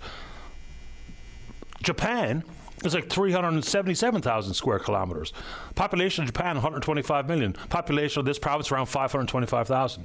So, huge expanse to cover for roads and for fire protection and all the rest of it. California, we're just slightly smaller in California. California has a population of 40 million or thereabouts compared to our 525. I don't know why I find that interesting, but I do. Let's take a break. Line number one, there's a caller in the queue named Gus. He wants to respond to Gus. Don't go away. Welcome back to the show. Let's go to line number one. Gus, you're on the air. Good morning, Patty. Morning. Yes, it's a pretty big coincidence. As soon as I hung up, I renewed my dental plan today. And yes, I was late renewing it, but because the first fell on Sunday, they didn't have a problem with it. And he can talk to a agent if he just push zero on his when he's during the call. At any time, he can push zero and talk to an agent. And in relation to the taxes and that, he was late filing, but the government has got it, and if there's nothing changed this year from last year, then he can just answer yes to that question, because they will check it over. And they do tell you throughout the call that if something changed and you're not eligible, then you will have to pay what it costs for your dentist appointment. But other than that, yeah, I did it by phone. It's pretty simple to do. You just follow the prompts, and I found I was going around in a circle for a while, so I just pushed zero, and I talked to an agent right away. Now, it could be a wait list now. I don't know. He might be on hold for a while, but he will eventually get to talk to an agent, and she'll update his claim right there on the phone. That's helpful, Gus. So I had never used this service. I'm not eligible, so I've never even bothered. But I was going to do it this afternoon just to see how difficult it would be to get to speak with someone. So like most government prompts, if you want to just get in a queue to speak with someone, pressing zero happens on a lot of government lines. So that's a good piece of advice. And obviously, if the agent you spoke with said that even if your notice of assessment has not been completed and mailed out to you, that they're going to go ahead and acknowledge your application, that just makes sense, because the timeline is just too tight. Yeah, no, that was my summation, we'll say. Like she said, they always check the records, but I would assume that if nothing has changed from this year, from last year, this year, then there wouldn't be a problem, because they do go to your taxes, previous year taxes. So, but it is important that he renew before the end of the month. So he should renew it anyway, and then if there's a problem, I'm sure they'll notify him of it, right? Yeah, 100%. You got to go ahead and do it, because there is another deadline on the 30th of June. So regardless if you have your notice of assessment, just refile no matter what. Yes, and we know the government is not going to do anything they don't have to do. So if he says yes, and he would know, he just filed his taxes. If he says yes, and if something did actually change, then they'll notify him of it. But at least he will have applied or did his renewal, right? Yeah, that's helpful advice, Gus. I'm glad you called. Yeah, not a problem. I was hoping to just leave it with with your producer there, but yeah. Yeah, it's good information, I guess. So that's what your radio show is all about. I just wanted to help out. And you did this morning. Appreciate your time. Have a good day now, Patty. You too, sir. Bye-bye. Bye-bye. Yeah, so it's that little helpful workaround that, you know, if you get into the press this, press that, hold on for this, press that. Generally, on a bunch of these government phone lines, you press 0, you will be on hold to get to speak with the so-called next available agent, and that's good stuff too. All right, and one more quick one on that. You know, people get, I guess, surprised when there's a copay required after you get the dental work done, just like we heard from the Dental Association. If you are eligible for the Canadian Dental Care Plan, no matter what, call the administrative staff at the dental clinic that you go to and tell them what you're getting yourself involved with and ask about the copay so that you're not surprised when you're on your way out and you had your regular cleaning, maybe got an x-ray, and then all of a sudden, whatever you had done, there was like, oh, you owe us X amount of money. And you weren't anticipating it, so you can get that addressed before you even go. Let's go to line number 3. Ed, you're on the air. Yeah, Patty, I just wanted to tell that gentleman that was on there, that older gentleman I think was on there earlier, that he could have applied for his dental program, reapplied, and they didn't ask him if he received his assessment back. It just asked have you filed your income tax for 24. So if he did that, well, he could automatically just, because the questions don't come up when you're reapplying. It's just your regular stuff that you already put in at the previous application, right? He could have applied for that because time the government, the question was only, have you applied? It never said you got to wait for your assessment to come before you apply. See? So he could have applied, and then the time he got his assessment and everything, well, the application probably be processed anyway, and then he wouldn't have no problem. Yeah, and I don't know, because I've never gone through this because I'm not eligible, like I said to Gus on line 1 there a second ago. So now that, you know, filling in the blanks, that's the beauty of the show here. I know what I know, but I don't know everything. So when people are actually doing it or living it or have experienced it, when they call and help us out, that's really helpful to me. Yeah. Well, that's what my suggestion would be to him. I reapplied for mine, and, I never had no problem, and he could reapply. If there is a problem, they would let him know, but at least he applied. And then he would have he would have his coverage because he would apply, it's not like he didn't apply, send in his tax return, because he did. So he satisfied all the, everything is satisfied there, right? Yep. Helpful information, Ed. I think he would have been fine just even now, he could send in his application and let it go through, and time it gets through all the paperwork and everything, everything will be good. Absolutely. So I think the man, he probably just didn't understand the fine points probably or something. I know what the paper says. I received it myself.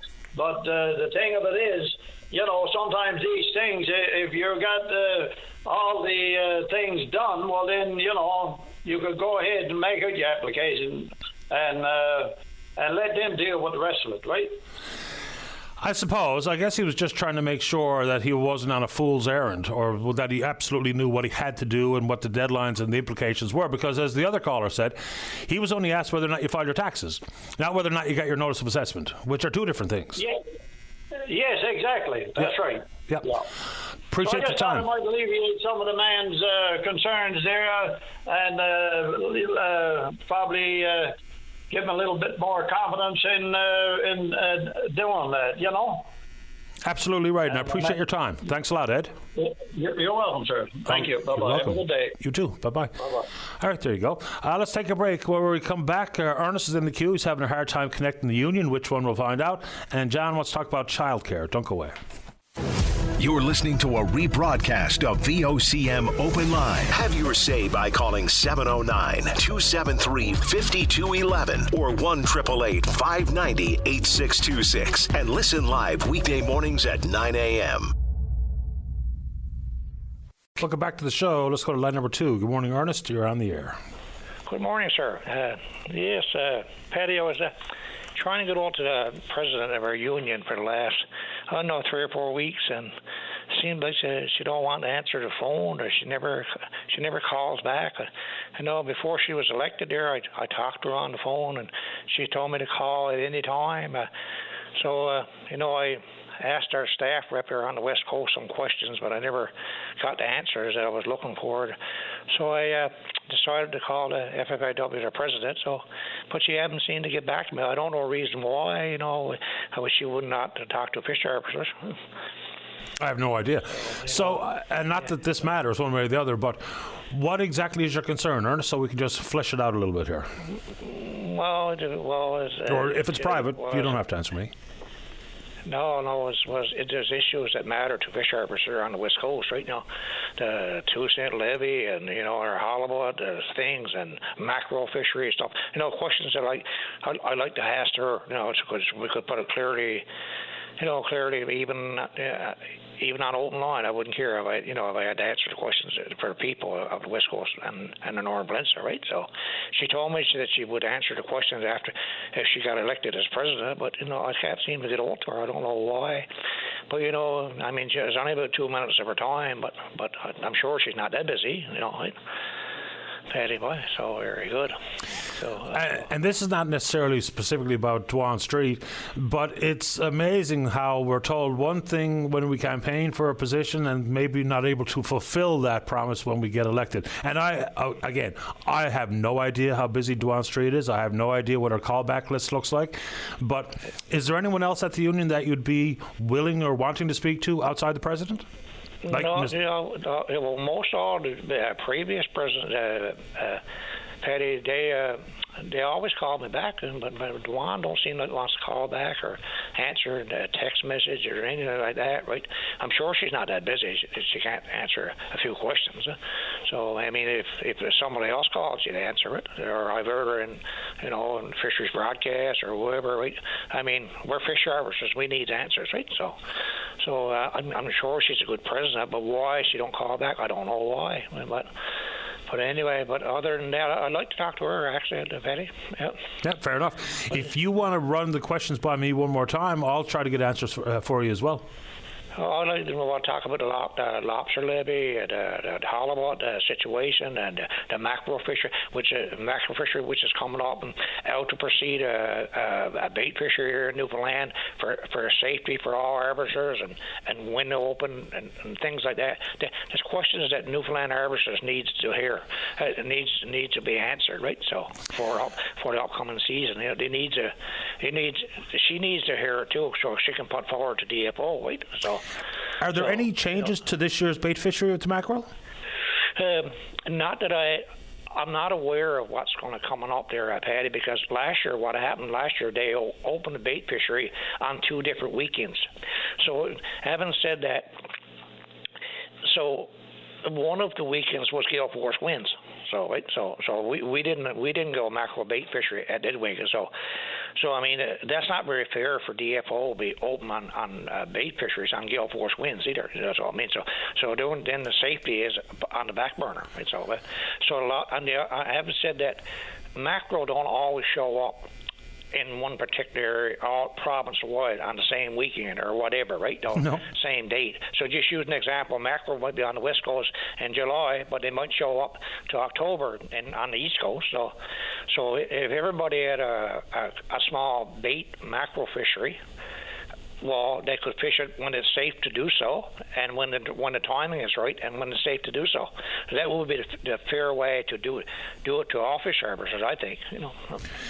Yeah. So a couple of quick things. While we're talking, and it's amazing how quickly we get some reaction here, you are going to get a call from Dwan Street. Number one. Okay, well, very good. Thank you very much, sir. And thank you very much for having this conversation. Yeah. Happy to do it. So they go on to talk about how many weeks, about a month worth of negotiations for a variety of species. Today they're negotiating on capelin, but I am told that you will be getting a call from President Street. When? I'm not sure, but she's got you on her list. How's that?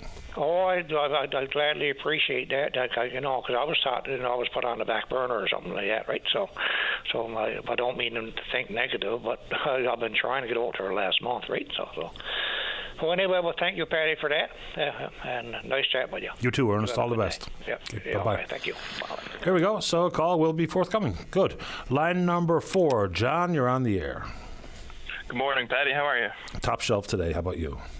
Oh, not too bad, not too bad. Looking forward to Edmonton win Wednesday night. Yeah, let's go. I mean, with home ice, I think that makes a difference this year. I really do.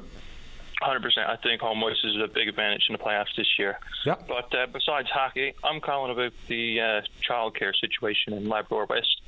I think the government needs to really step in and do more here in Lab West. For myself and my wife, we are struggling to find childcare for her work-life balance and my own work-life balance. I'm a shift worker. I work at one mine. I won't specify, but I work at one mine. My wife would love to go back to work. She's been home 2.5 years now, I guess, with our son. And we just reached out to daycare again this morning for a follow-up to see how he's going on his wait list. And we get a message back today that says, we see him on our wait list, and thank you for reaching out to us. But unfortunately for his year, there's no spots available. For one, we have to give priority to healthcare workers. That's not a problem. Health co-workers, 100%. We need them everywhere. And then it went on to say we have to give priority to IOC employees first and their family. So because I work at a different mine and not at IOC, it makes it harder for me to get childcare now. They built another daycare here in Lab West a couple years ago, and the government turned around and sponsored this daycare after it was going to be full cost. It's now $20 a day daycare, not the $10 that most people get on the island. And it's just frustrating because when you're here and you're stuck in Lab West and you're just in your house and then you're stuck with your child, for one, daycare is very important for a child. I mean, you got social development, their independence, their self-confidence, early language and literacy development. It's like the list goes on about how important childcare is.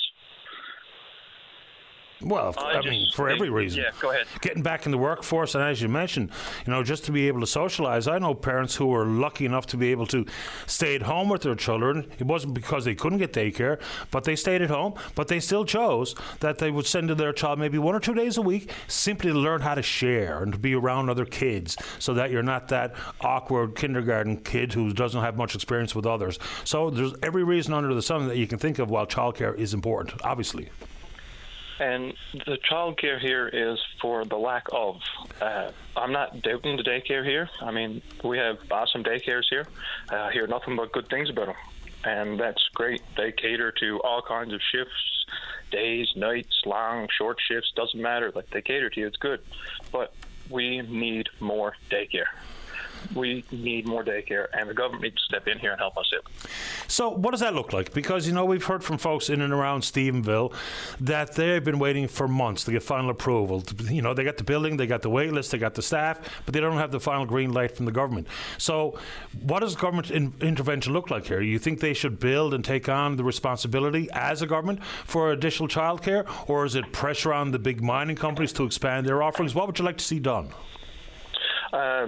Obviously, I guess if you look at the way the email I received this morning states, we have to give priority to an IOC employee or family or whatever. So maybe, I guess, this company is pushing more money forward to give priority to their employees, I guess. But for myself, I believe the government needs to step in and help build and fund the daycare. I mean, some extra daycare. Obviously, there's wait lists and they're really long. Like I said, I think for development of children is the biggest thing for me.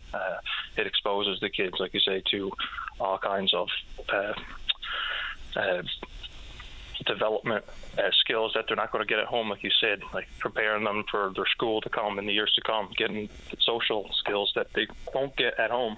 I'm not knocking a parent for keeping their kid home either, because I believe it's wonderful if a parent wants to stay home and raise that kid for the first 5 years. They're taking on a big responsibility themselves, and I'm proud of people that do that. But there's other people that would like to avail of daycare or childcare or anything, and it is expensive here. I know it is expensive everywhere, but it is expensive in Labrador West. And for my wife, for example, to go back to work, if she was to go get a Monday to Friday type of job where make above minimum wage, it's still not enough to cover daycare for 5 days a week. So we'd lose money to send her back to work. Yeah, which should never be the case. I mean, now that the affordability issue has been addressed for the most part, it's not that long ago. Childcare for one child 5 days a week was more than your mortgage. And that's a lot to say out loud. More than a mortgage payment to have your child in childcare.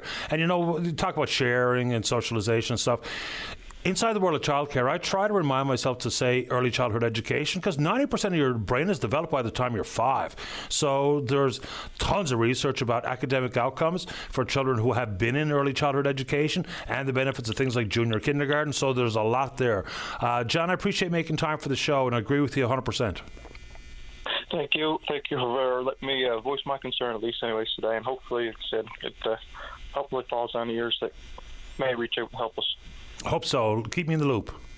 Thank you. Bye-bye. You're welcome, John. Bye-bye.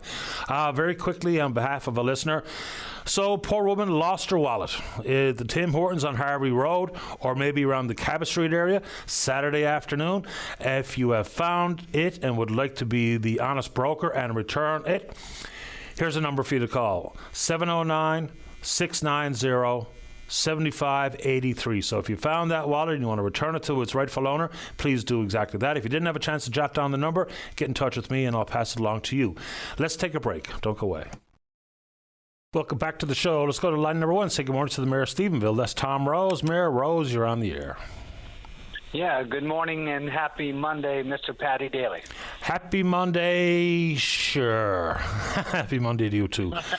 Okay, let's dig into it. Mayor Rose, I don't know how to couch this, but so are we and you and the council willing to concede that every promise and pledge made by the Diamond Group was all a flight of fancy and it's time to give up thinking about it? Well, I guess it's not really our position to kind of say that, and I'll tell you why. It's a private airport right now. It's got major financial issues. The airport, in all effects, is ready to shut down when Newfoundland Power is ready to cut the power and employees can't get paid. And that was last week. I just got back from Ottawa at the FCM conference, so I'm not sure if anything has changed financially for Mr. Diamond at this point. But, debt has to be paid. He's into the courts. It's in a very perilous state. And the good news for us in Stephenville and for the airport employees and for the region and for the province is that now we have somebody that says we're interested to be a collaborative partner and a go-forward strategy with the airport.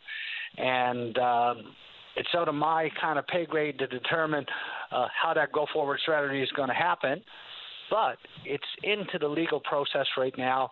And but the good news is Celtic Air Services is a very established company with a great DNA in aviation, an award-winning company, and I truly believe that they're exactly what Stephenville needs in the equation to move forward. What exactly are they proposing? Well, basically stabilization, I guess, with an aviation company moving in. They're very heavily involved in Nova Scotia at Port Hawkesbury, Port Hastings region, and they operate international FBO operations, fueling operations. They got quite a few employees working for them. They have charter operations, helicopter operations. So basically, this is a Nova Scotia company that's looking at investing in Newfoundland and Labrador.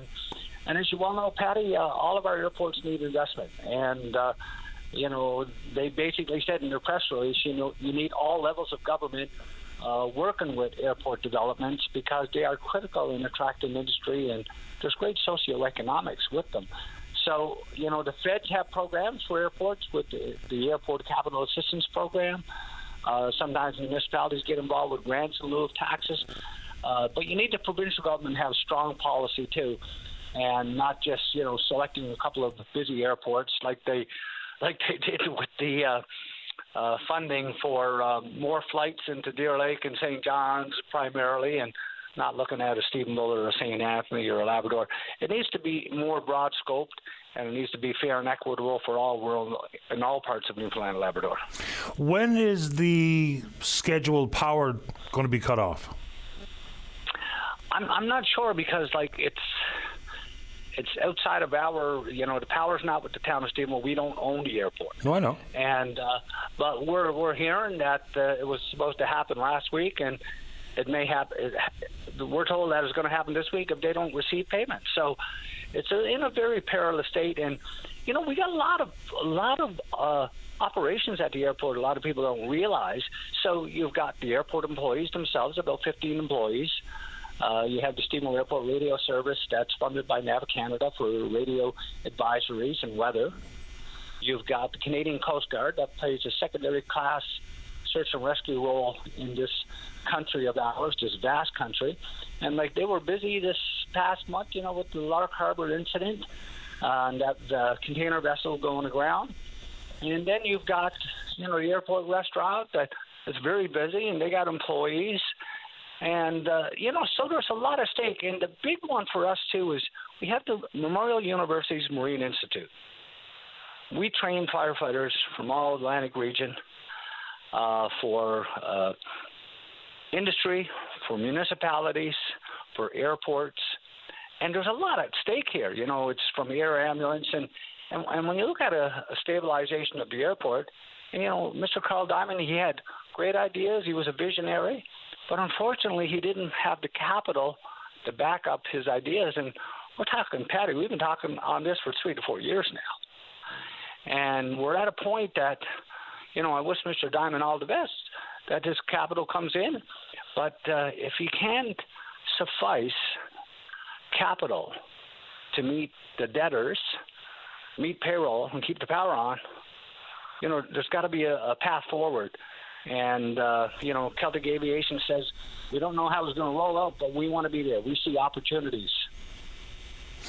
Yeah, okay. So on that front, I think you said there's some legal maneuvering taking place at this moment in time. So who would be doing that? If the Diamond Group owned the airport, which they do, bought it for $6.90, cleared about $1 million worth of liabilities. But so who's wrangling with who, legally speaking here? Is there a caveat in the contract when the sale took place from the airport authority to Mr. Diamond that he had a time frame to which he advanced his promises, or back to the drawing board? So what's actually being discussed? Yeah, the only thing that I sat there as an ex officio on the sale of the airport with the board of directors, and basically back then, Patty, as you well know, they were in bankruptcy protection. They owed $1 million to the provincial government that was tenuous whether it was going to be approved, the line of credit every year. They had no forward plan. There was nothing else other than Carl Diamond at the time, and but there was a component of that transfer agreement that clearly stated. And I remember that. I got a bit of a mind like an elephant, Patty, let me tell you. But there was a component of the transfer agreement that said that there was no time bar in which he had to get things done.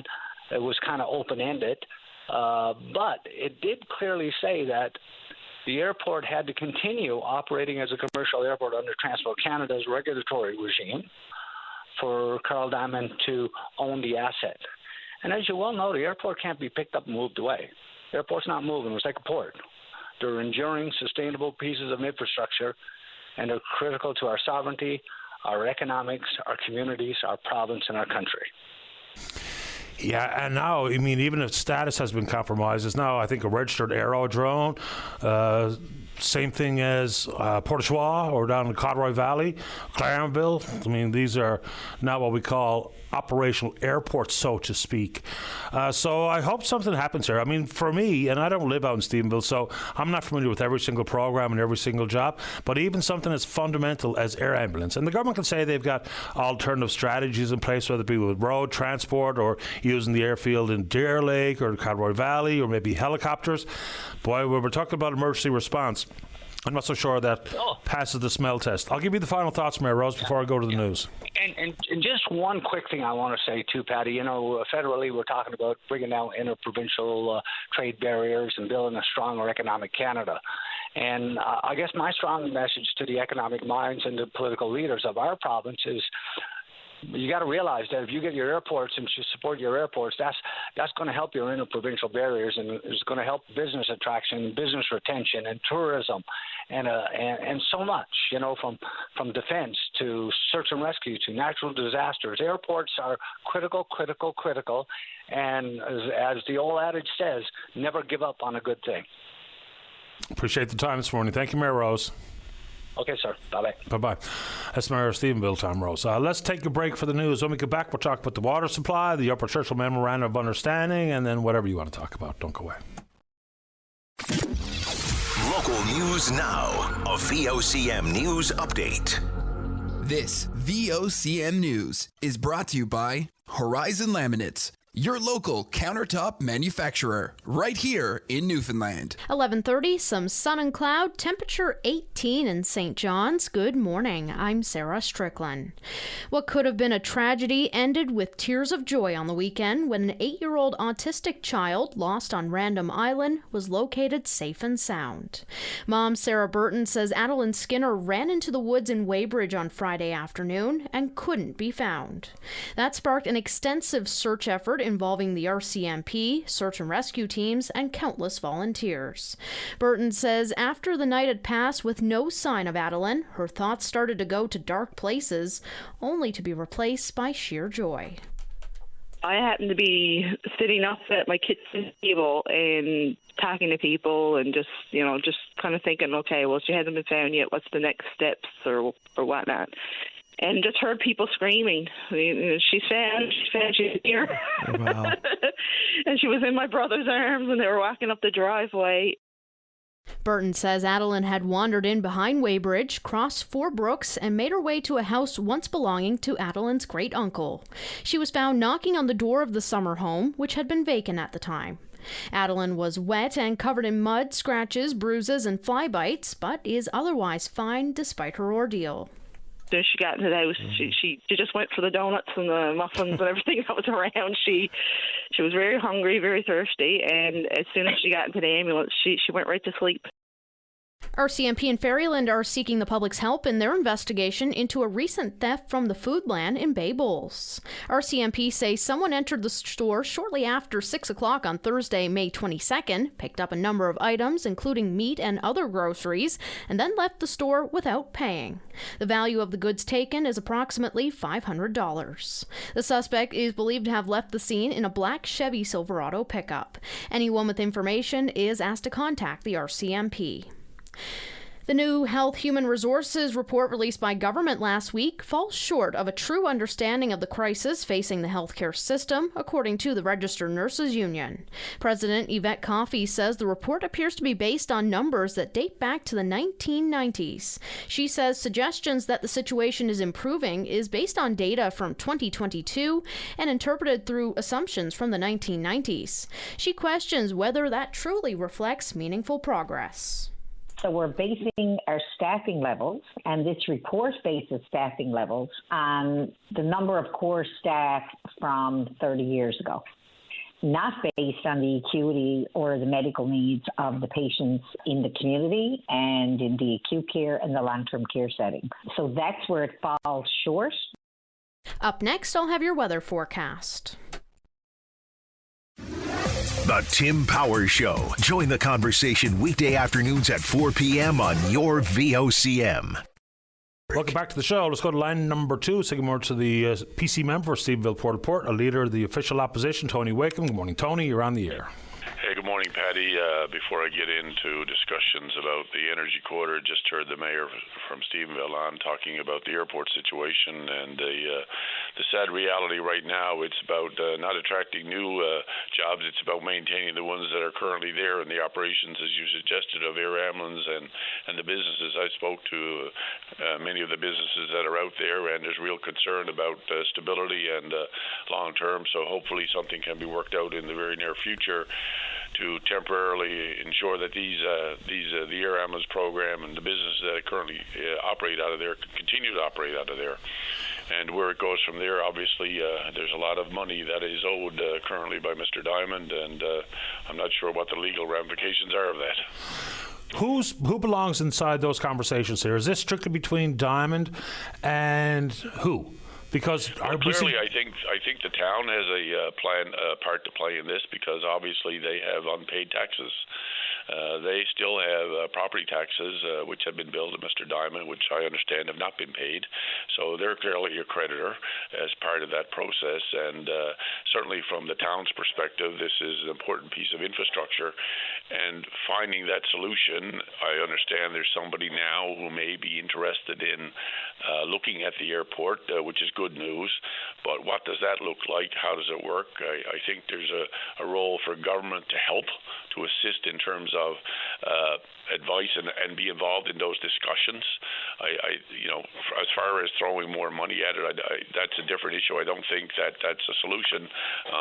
Mr. Diamond obviously has not been able to meet the obligations of the existing airport expenses, never mind doing anything that he originally talked about doing.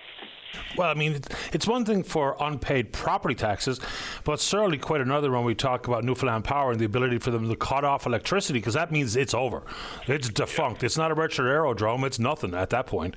So I think that's the most important conversation, just my own personal perspective. Absolutely, and I've had conversations with Newfoundland Power as well about this, and I don't have the details. Obviously, they're not going to get into details with me, but safe to say we all know that Newfoundland Power doesn't take those decisions lightly. No, I understood. Okay, let's get into the Upper Churchill here. So your call is for there to be a pause in negotiations. Some people suggest that any pause is, in essence, for you calling for the negotiations to stop, period. Well, let's think about this for a second. Right now, today, in Saskatchewan, there's a national conversation happening right now with the Prime Minister and the Premiers, and they're talking about establishing an energy corridor. And I know there's been lots of talk in the past about this, but there certainly seems to be a renewed interest. The Premiers, prior to the federal election, together issued a communique all saying they supported this concept, including hydroelectricity. And I don't believe that Newfoundland and Labrador should be off to the sidelines talking only to Quebec when all the other premiers are sitting at the main table talking about this national issue. I think our energies should be focused on what will that look like. We should be part of that discussion and not let Quebec simply negotiate solely for their own benefit, knowing they have our power locked down in another 50-year agreement. We've heard Quebec already lobbying, if you will, before this meeting about the federal government paying for transmission lines. They're making the assumption that the MOU is done, and they're going to be transmitting power, and now they're looking for the federal government to basically fund it. And I think that's a challenge here. We need to be part of those discussions. Okay, I mean, the energy corridor conversation is as old as 1961, for one. Then, of course, you'll hear pushback from Jim Dinn and Jordan Brown that a pause here might jeopardise not only potential for Gaul or the expansion at the Upper Churchill, but importantly for Labrador. And one of the most under-discussed components of the MOU is the quadrupling of the Labrador Recall Block 2, somewhere around 1,190 megawatts, which is not insignificant when we talk about industrial opportunities in Labrador. Your response?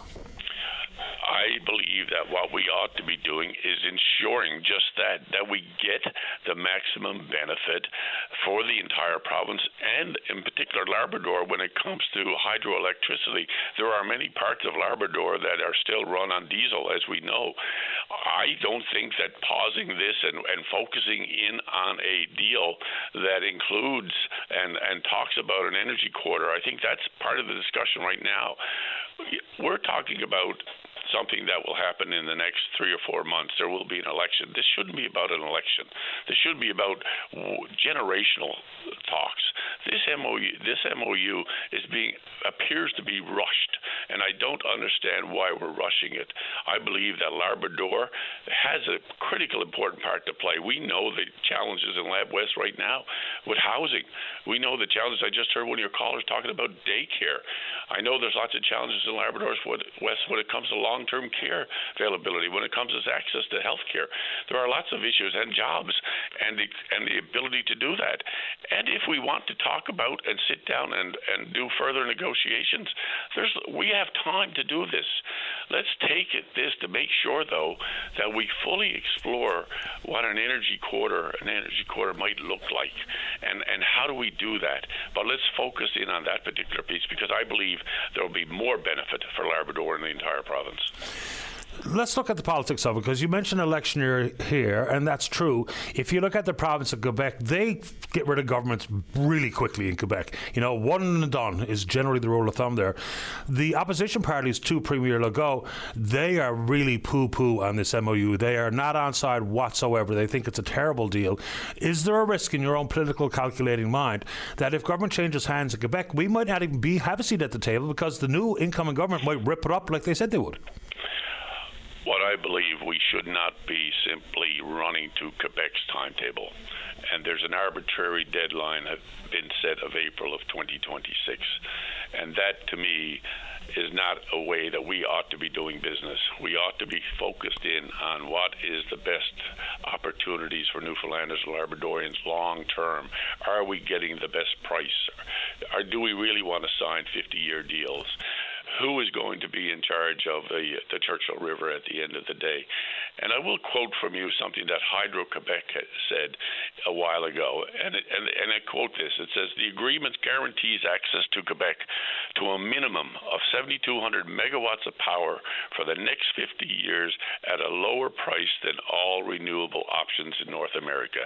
So yes, this looks like a great deal for Quebec. They've talked about it. I'm not convinced that it's a great deal for Newfoundland and Labrador. Yeah, now that number they use for megawatts, that includes an additional 2,000 megawatts, because the other 5,000 they already have and always will have access to, because equity doesn't change in 41, price point does, that and that alone. So that big number, that includes 2,000 megawatts at Gull as the next batch of power. It also includes, as you said, the lowest price of all renewable options, and that's been part of the challenge. One of the things that we've talked about in this is the idea of a redevelopment of the Upper Churchill. The Upper Churchill is the crown jewel. You're absolutely right. That is debt-free right now. So part of this proposal is to spend billions upgrading that to give Hydro-Quebec access to more power, and some power from the Gull Island project will come to Newfoundland and Labrador. But I think that's the whole problem.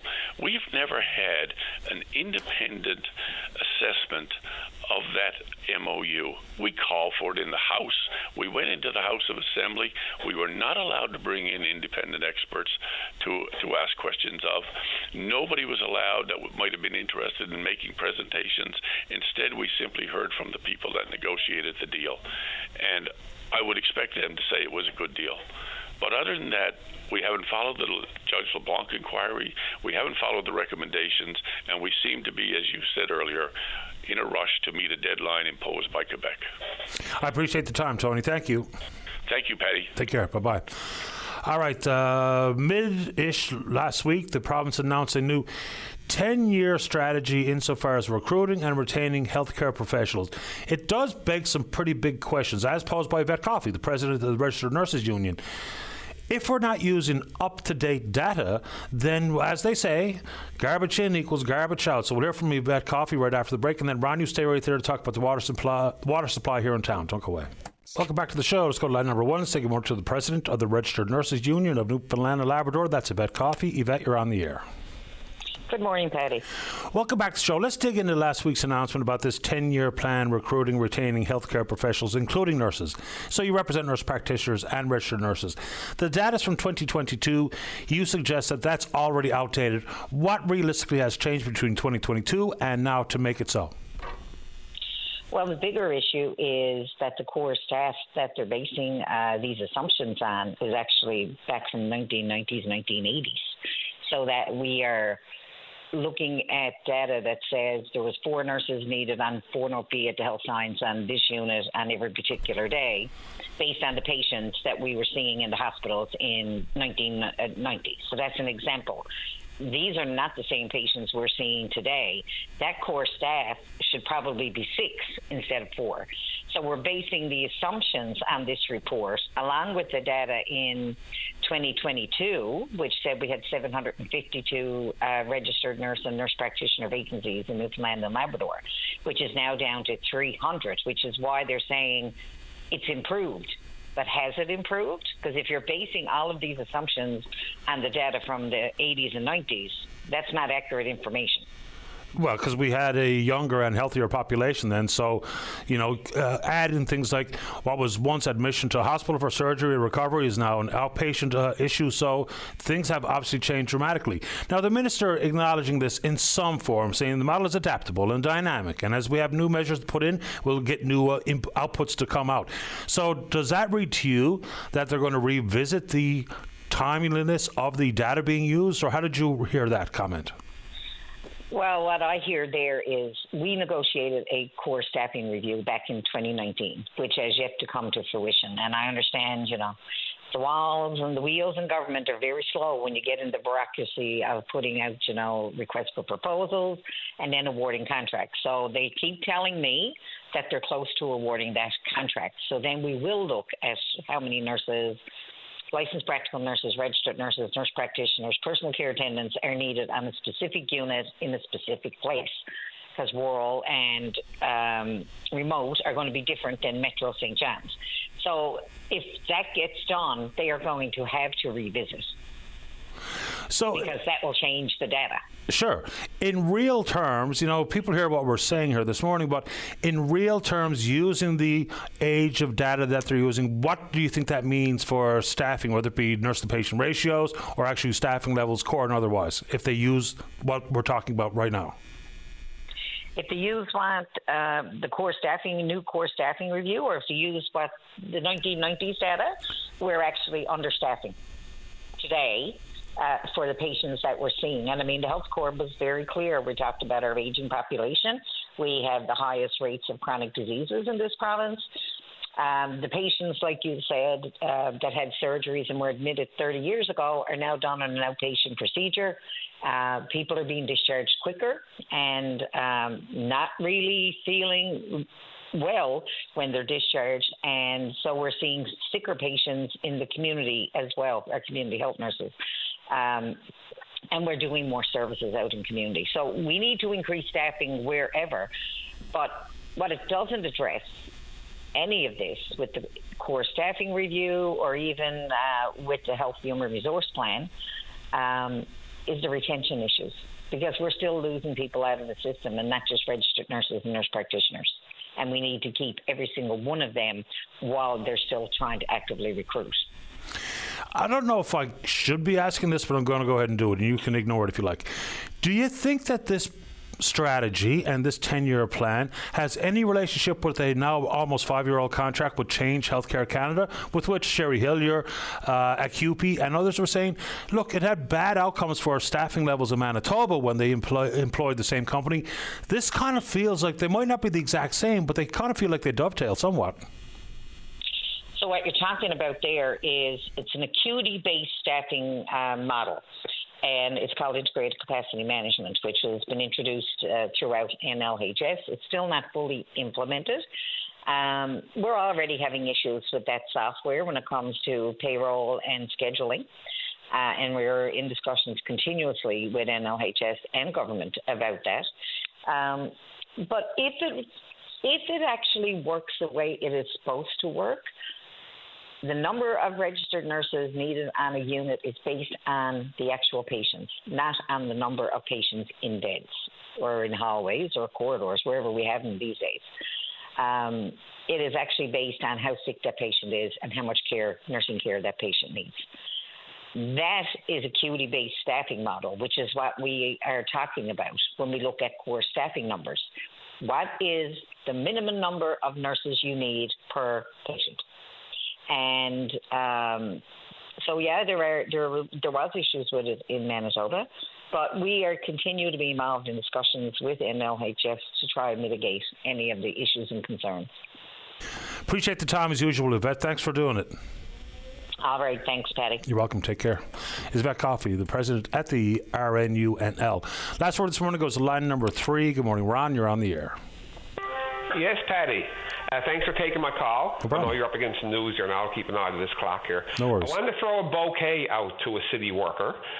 I was having some water issues over the weekend. I noticed my water on Friday was kind of funky. I sort of wanted to call it chlorine, but it was kind of more funky than anything.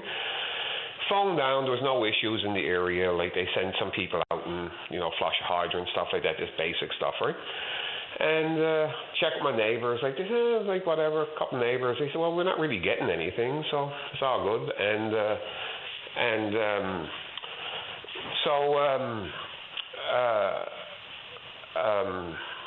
Sorry, someone just came in the door there.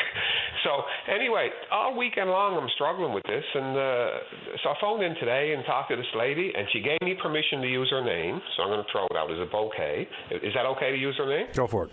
With her permission. Debbie Smith.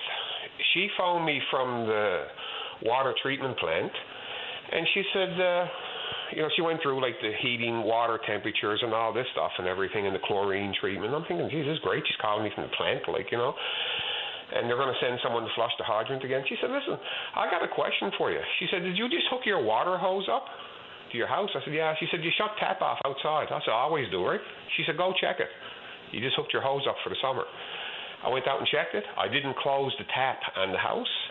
And what was happening when I was running the water, I was pulling funky water in from the water hose out there. Oh, yeah, fair enough. So I always close that valve. And she said, we get this occasionally. She said, I'm here 43 years. And she said, it just popped in my mind, she said, right?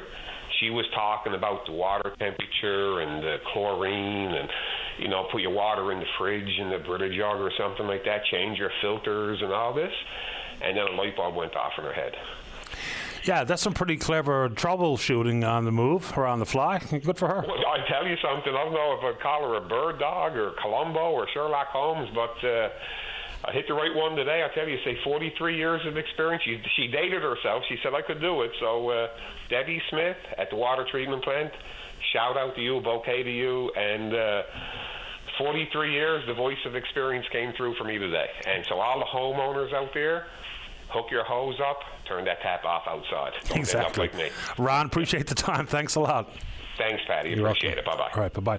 All right, good show today. Big thanks to all hands, and we will indeed pick up this conversation again tomorrow morning, right here on VOCM and Big Land FM's Open Line. On behalf of the producer, David Williams, I'm your host, Paddy Daly. Have yourself a safe, fun, happy day. We'll talk in the morning. Bye-bye.